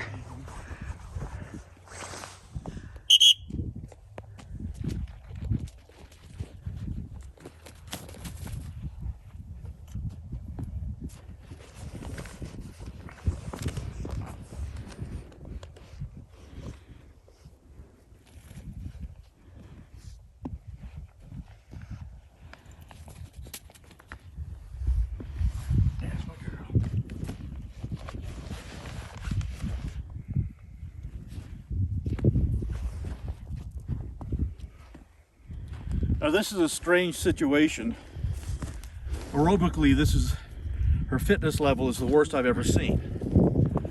And so we've had to, in order for her to have the ability to build flight muscles, because she virtually has no flight muscles, we have to bring her weight up. Right now, she is super fat. Now, usually the motivation is they're hungry. But when we brought her weight down a little bit, she got really, really weak. So we had to bring her weight back up to where she is her flying can build a little bit of flight muscle every time we come out, and she's getting a little bit better and a little bit better. Even at this extreme weight that she's at, because she has the nutrition to be able to build flight muscles when she's this fat. But you know, there's kind of a basic program that we follow, but every bird's different, and so you have to adapt the program to match the individual bird. And so that's what I've been doing with her. She's still breathing hard. That was 2 circles around, and that was a lot of work for her. She should be able to do 100. Without, at this stage in her life, she should be able to do 100 circles around her stoops to the lure.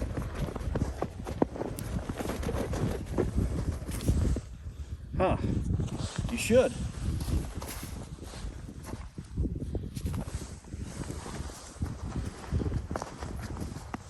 Everything that she's doing now is not because she's hungry, because like I said, she's really terribly overweight.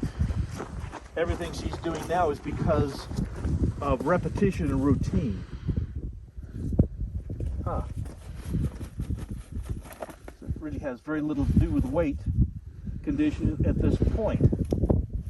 You hook the thing, there we go.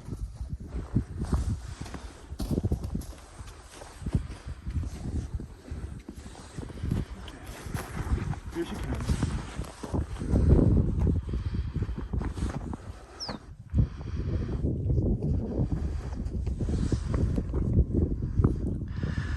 Circle's getting bigger.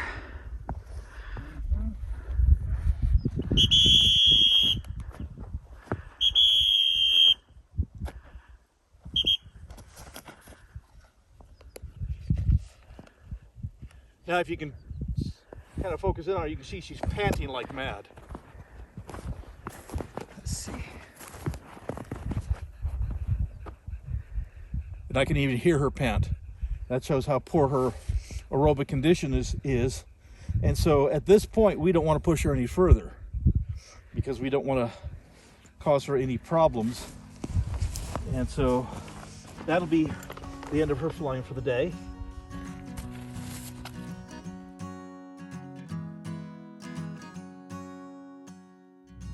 Now I'm gonna go put her on a little T-Perch I've placed out here in the field. Because of her poor fitness level, she could not fly well enough to even fly off my glove without just going to the ground. And so I can put her on a little T-Perch and give her the opportunity to have a little bit of elevation to fly to me. And like I said, right now we are strictly lure flying. Okay, pretty girl. What we're doing. There's no food motivation here to speak of. It's all routine. There we go. There's my little girl. Wow, that's way faster, stronger flying than I saw last. That's my girl.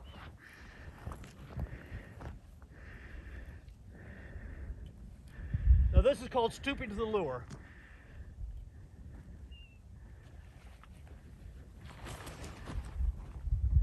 That's our girl.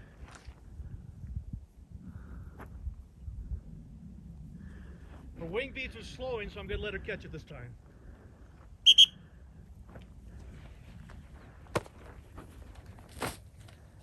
Perfect.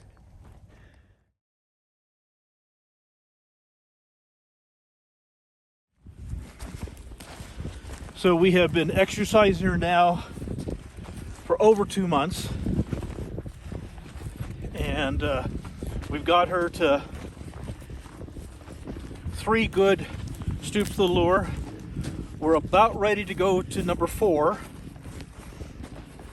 and but we watch every one of her circles, and if her wing beat starts to slow, then she's starting to get tired. I don't want her to land. If she gets too tired, she lands on the ground, and that kind of defeats the training process.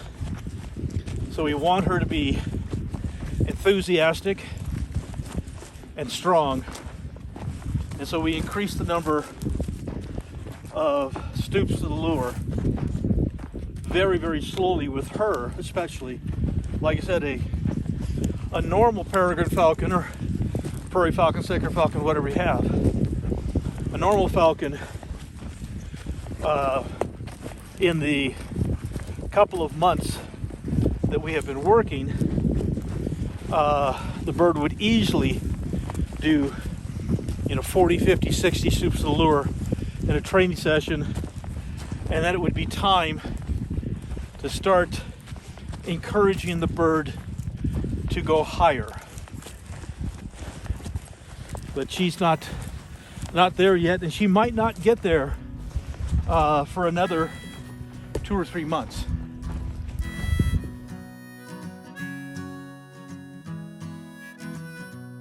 We're going to put the kite up in the wind and hang a small lure on a string that she can fly up and pull the small lure to the ground and give her reward. And so it's a bit complicated. I don't enjoy kiting. I much prefer to fly the birds in a more natural setting, but she needs the fitness and the exercise.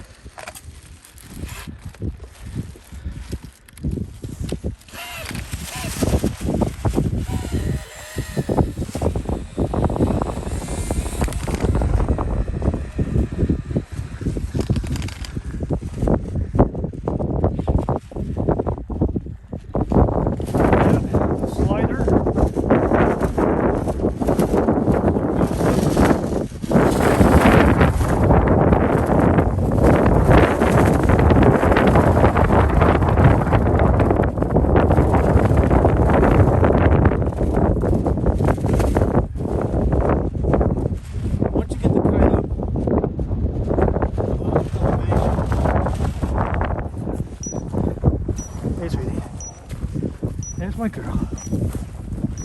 Yeah. She sees the lure dangling. Look at her go up. He went all the way over the kite. Good girl. We can put that kite higher.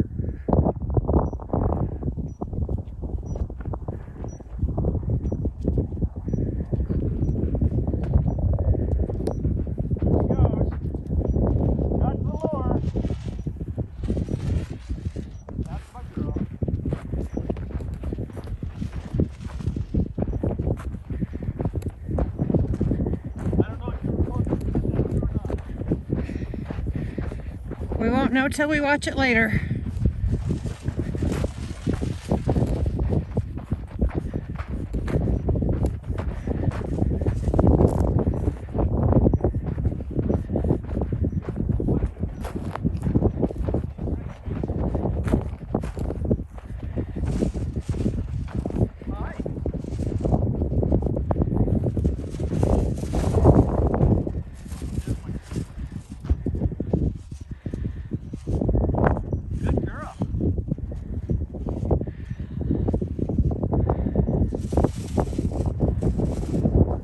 The lure is hanging about 50 feet above the ground.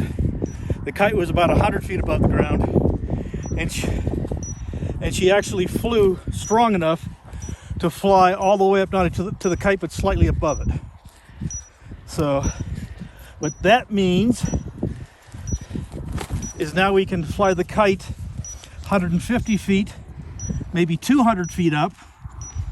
Get the lure so that it's at least 100 feet high. So that's tremendous progress that she just made. We really like that. What a good girl. Yes, you are. You did a great job.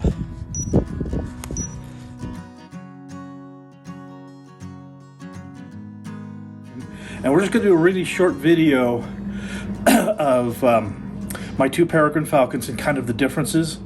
Helen is the one that is mostly blind, but she was raised properly, and she's just such a sweetheart. And I wanted you to be able to hear the differences between a bird that is happy and excited and wants to go out and out to her chambers and have her breakfast, and one that has the bad habit of screaming. And so come on with me. And Kate sleeps here in the living room because of her poor vision. Helen? Yeah, because of her poor vision. She sleeps here in the living room by the television because she loves the lights and the movements entertains her. And she's very, very quiet. And generally when I pick her up, she gets excited. Hi, baby girl. Can you hear that? Okay, that's her chitter. That's her, oh boy, Dad's gonna take me out. I get to have my breakfast, and I'm all excited. So that's her very sweet little talk. Yeah, you want your breakfast, don't you, sweetie? And yes, you are such a good girl. And so that is a perfectly acceptable sound. As you see, it doesn't continue on and on and on. It's just, yes, I know, you're so excited, baby. Well, go get your breakfast. So we'll take her out, and we'll introduce you to Kate, her older sister. Now, as you see, I've got Helen with me here, but you can hear a terrible sound, and that's her older sister, Kate.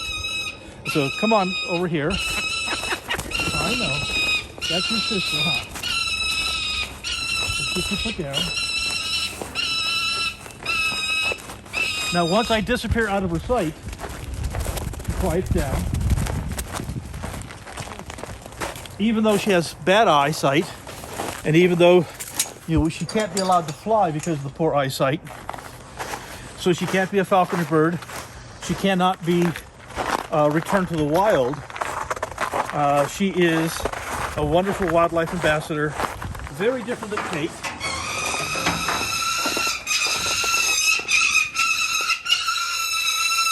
Come on, step in.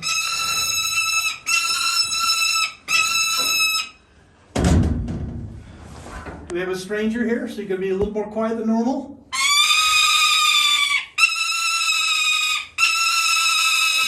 The sound that both birds made were for two completely different reasons. The chitter sound that Helen made was just, oh boy, my falconer is here. I get to go out to my chamber. I get to have my breakfast, and I'm all excited. This is wonderful. The sound that Kate made has nothing to do with hunger, has nothing to do with angry, has nothing to do with fear. It is just a really, really bad habit that has been ingrained in her, and for most likely it'll never leave. Now the great news is Kate is doing very, very well. She is flying.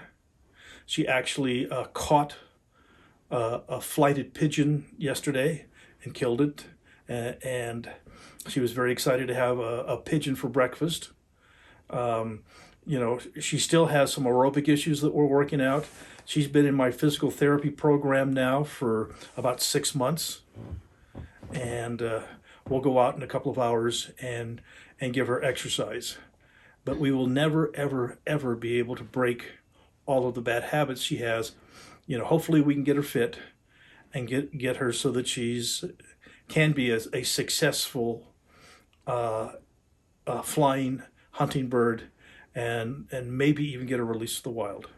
But at this point in time, we don't know that, but we're trying very hard.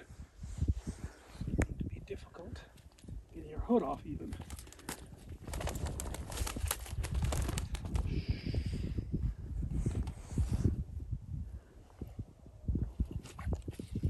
we go.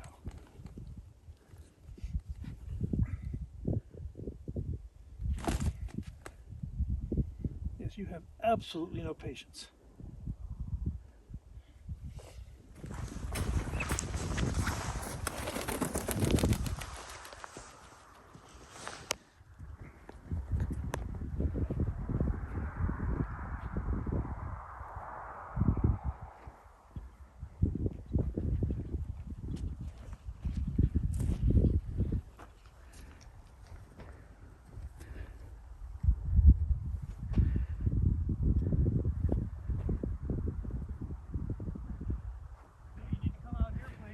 Okay, well, I don't know if I'll be able to follow her again or not.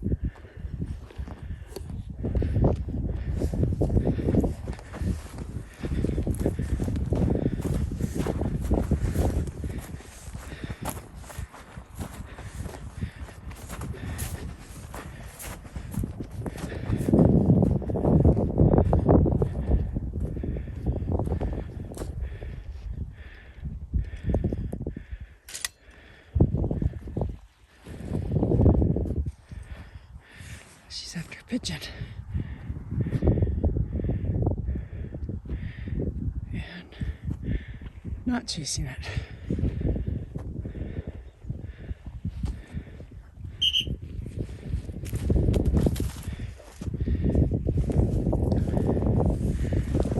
She looks tired. She is.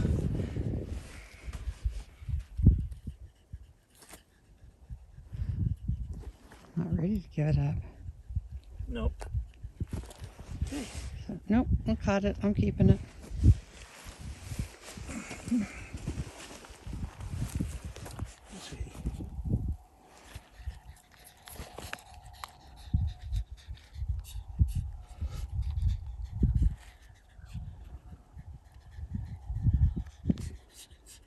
One foot on your glove and one foot on the lure.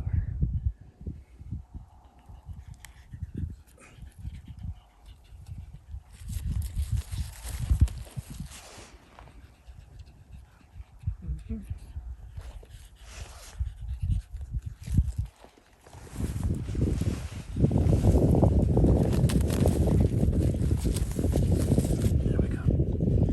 There's my girl. Okay.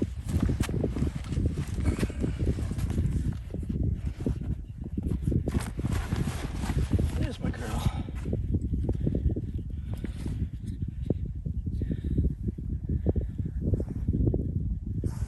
Yeah, you worked hard. You did. So yesterday she flew around you several times and just flew past the pigeon launcher, and you launched it after her. Yes, and then she turned back and caught the pigeon. This time the pigeon outran her, which is what normally happens. But that's okay. If she were a red-tailed hawk or a horned owl or most other kinds of birds of prey, she would be ready for release because she's fast. She actually knows how to kill. She killed that pigeon yesterday. You know, she's all in all doing pretty well. But she's a falcon, and falcons require a much higher degree of fitness than the hawks do.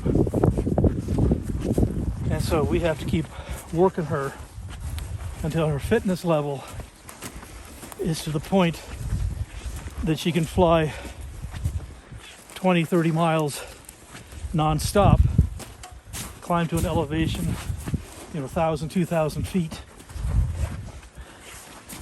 So we have a long ways to go still, but we're making progress. Explain why it's different for the hawks. Well, the hawks, eagles, and owls are primarily an ambush hunter. In other words, they sit on top of a telephone pole, they sit up in a tree, up on a ledge, and they sit there quietly, and with their tremendous vision, they watch until they see something they think they can catch. And when they think they've got a good shot at it, then they will sprint as fast as they can toward whatever it is that they want to hunt. And so the flight is reasonably short. She certainly has the speed to do that kind of flight, but with a falcon, they will leave the cliffs around here, climb up to altitude, fly this entire valley. They'll fly, like I said, 30, 40, 50 miles even at altitude looking for something to catch.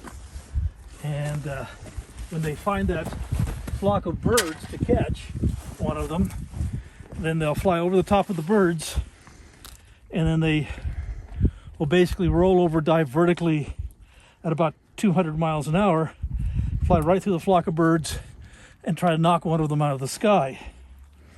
And so their style of hunting is different.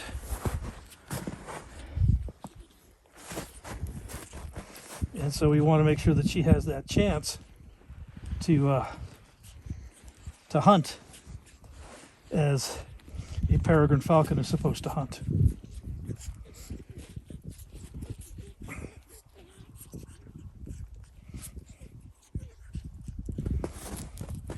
Now that doesn't mean that we don't have falcons sitting on power poles looking for opportunities.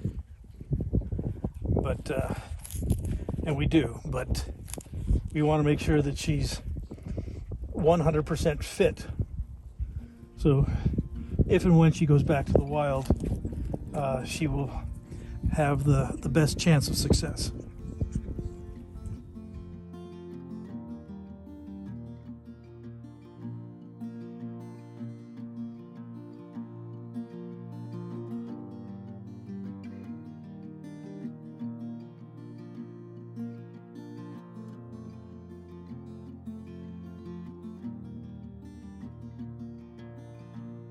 I have gone through over 10 hours of raw footage, over 289 days that we're documenting that footage, and I've edited this down to 2 hours and 20 minutes of the story of Kate. But that story ends on December 24th. So I guess tell us what happened after that. Basically, the problem with Kate all along, she had some kind of an issue. Initially I thought she was in such poor condition because she sat in a chamber for 7 years untouched that she was in the worst physical condition I've ever seen a bird. And so we started to gentle her down. We started to train her. We started to exercise her, started her physical therapy, and she was making improvements, but very slow, and far slower than I would have considered normal. And as we went through several months of work with her, she kind of got to a peak in performance, which was about what a Falcon should be after 2 weeks of training instead of 9 months. And then she started to take a turn for the worst, and her respiratory issues started to come back. She couldn't breathe. She went from flying um, half a mile or so to not even be able to fly 20 feet, and she just kept getting weaker and weaker and weaker. And what it was is when she was a young bird, she uh, best guess is she contracted aspergillosis, which is a respiratory illness that does affect falcons and hawks and eagles. And she was left in a chamber, was never treated, and so the disease damaged her lungs and kind of went into remission, but it was still in her body.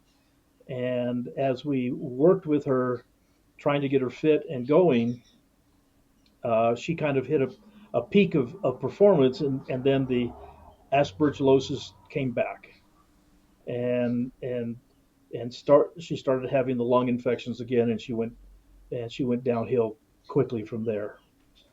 And so we lost her.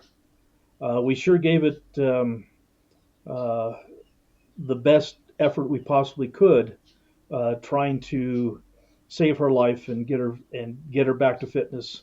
Um, Aspergillosis is in birds of prey 80-90% fatal, and so we lost pretty little Kate from a previous disease that had been sitting her dormant.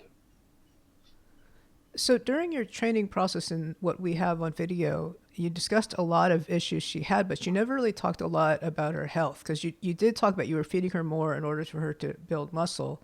But when we talked, you told me you were beginning to have a suspicion that her physiology, she may not be there ever. When did you begin to suspect that?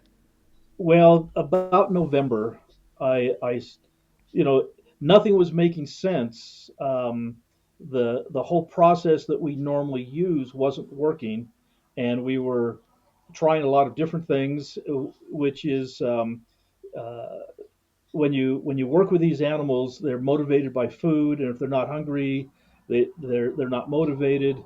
But she was so weak, we had to keep her um, significantly overweight from what we should have been, so that she would have the muscle. Um, but it just kept getting about November.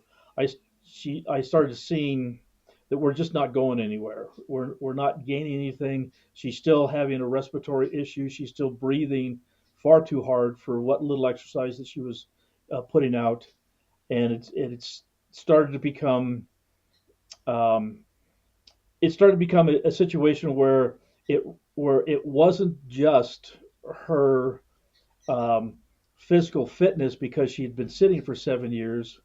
There was something else that was in the mix, and this is where the respiratory illness came into effect. So can you kind of talk about how Kate was so unique and how in training her you encountered a lot of things that kind of made you change your techniques and you learned a lot with her as well, right? Well, yeah, when every bird is different, and so if, let's say, I were to have acquired Kate as a young bird, fresh out of a breeding project, um, she would have been a completely different creature. But to take on a bird that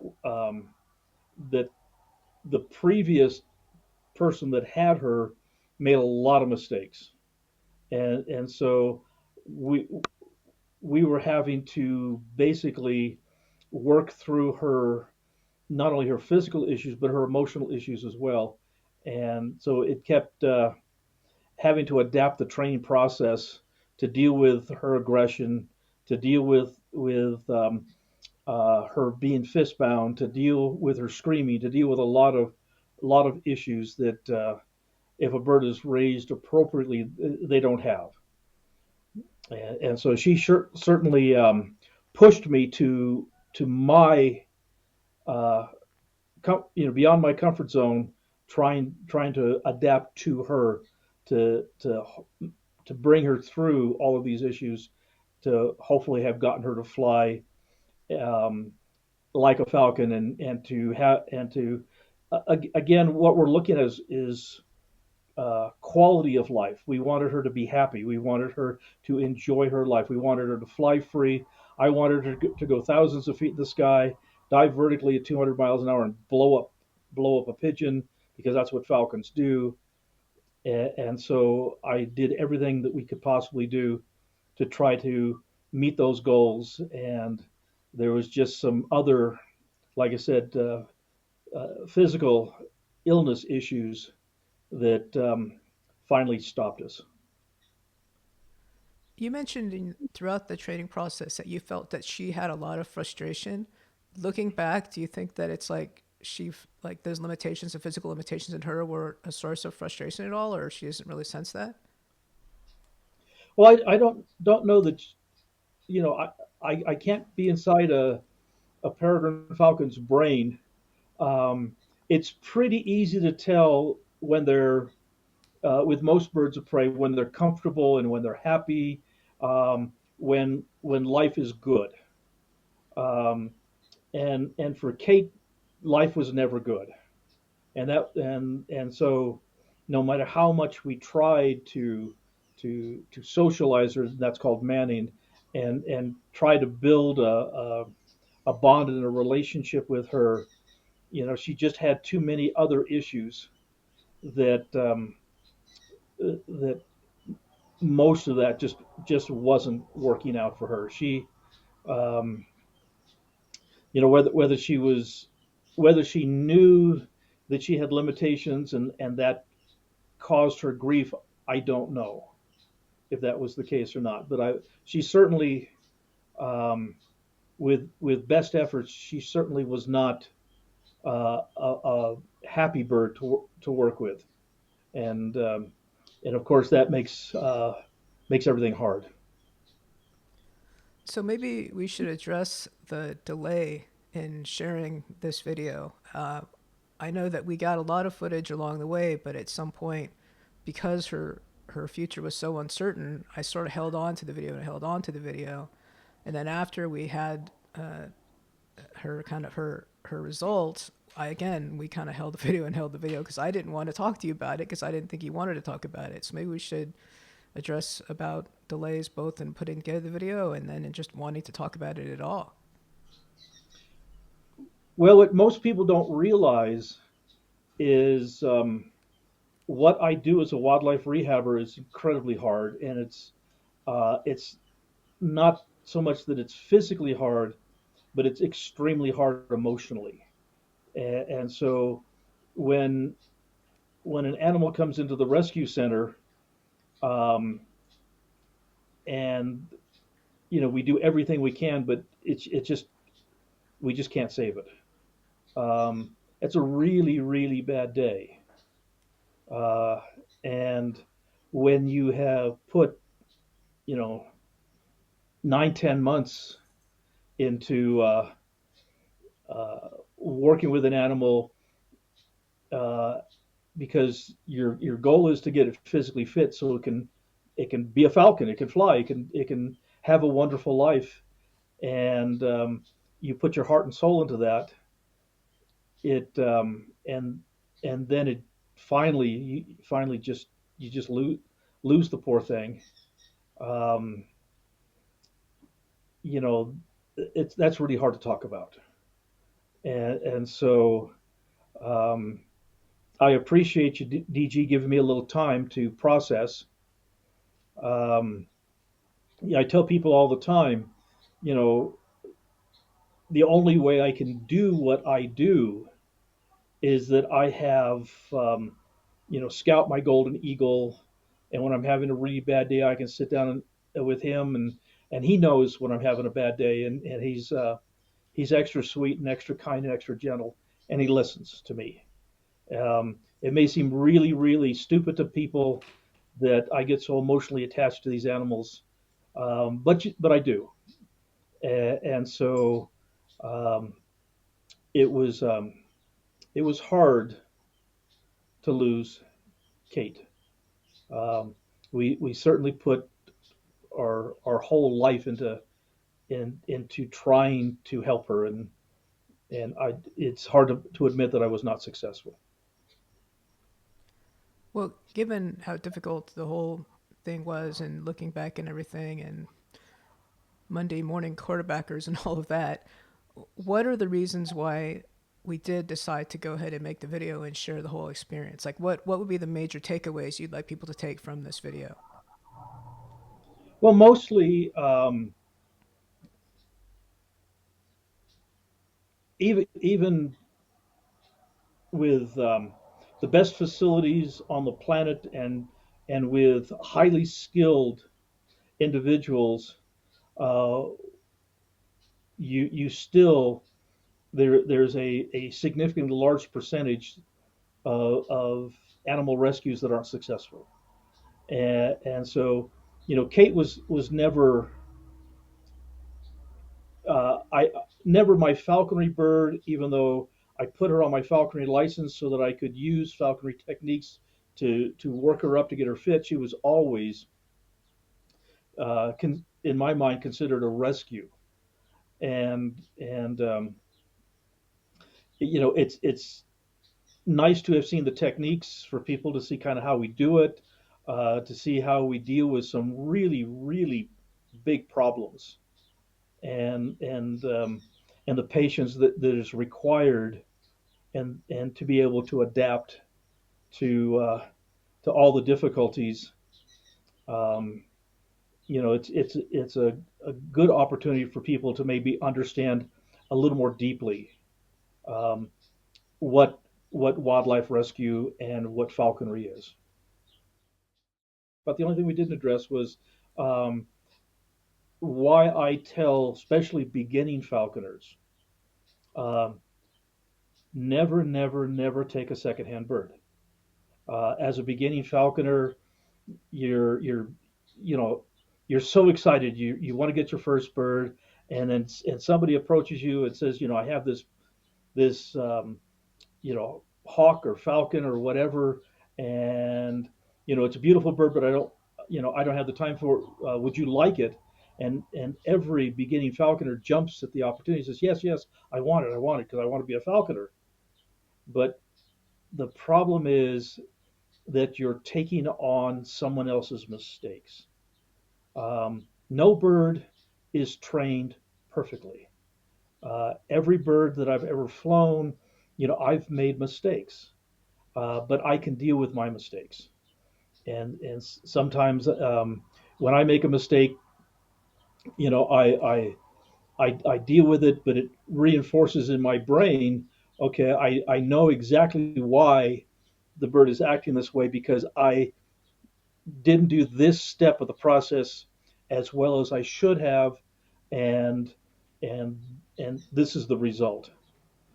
Um, but they're my mistakes, and so dealing with a bird that is my mistakes, fine, I can deal with that. But when you take on somebody else's bird, a secondhand bird, now you're gonna have to deal with their mistakes and try to fix their mistakes, and then you're gonna make your own mistakes. And what generally happens to these birds, and this is the reason I took Kate. I didn't want Kate. She was not. I didn't want her for a falconry bird, but she was a rescue. She came out of a very very bad situation. Um, she had a lot of problems, and I know I could have passed her off to a variety of other falconers that didn't know any better. But I wouldn't do that to Kate. I did not want her to go from falconer to falconer to falconer, everybody making their own mistakes, and she having a really miserable life until she dies.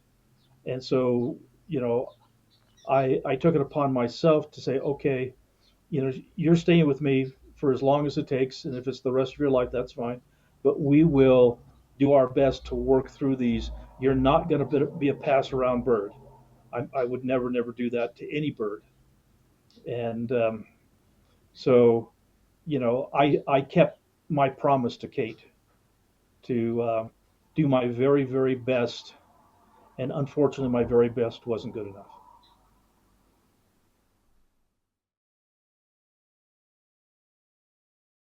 Perfect.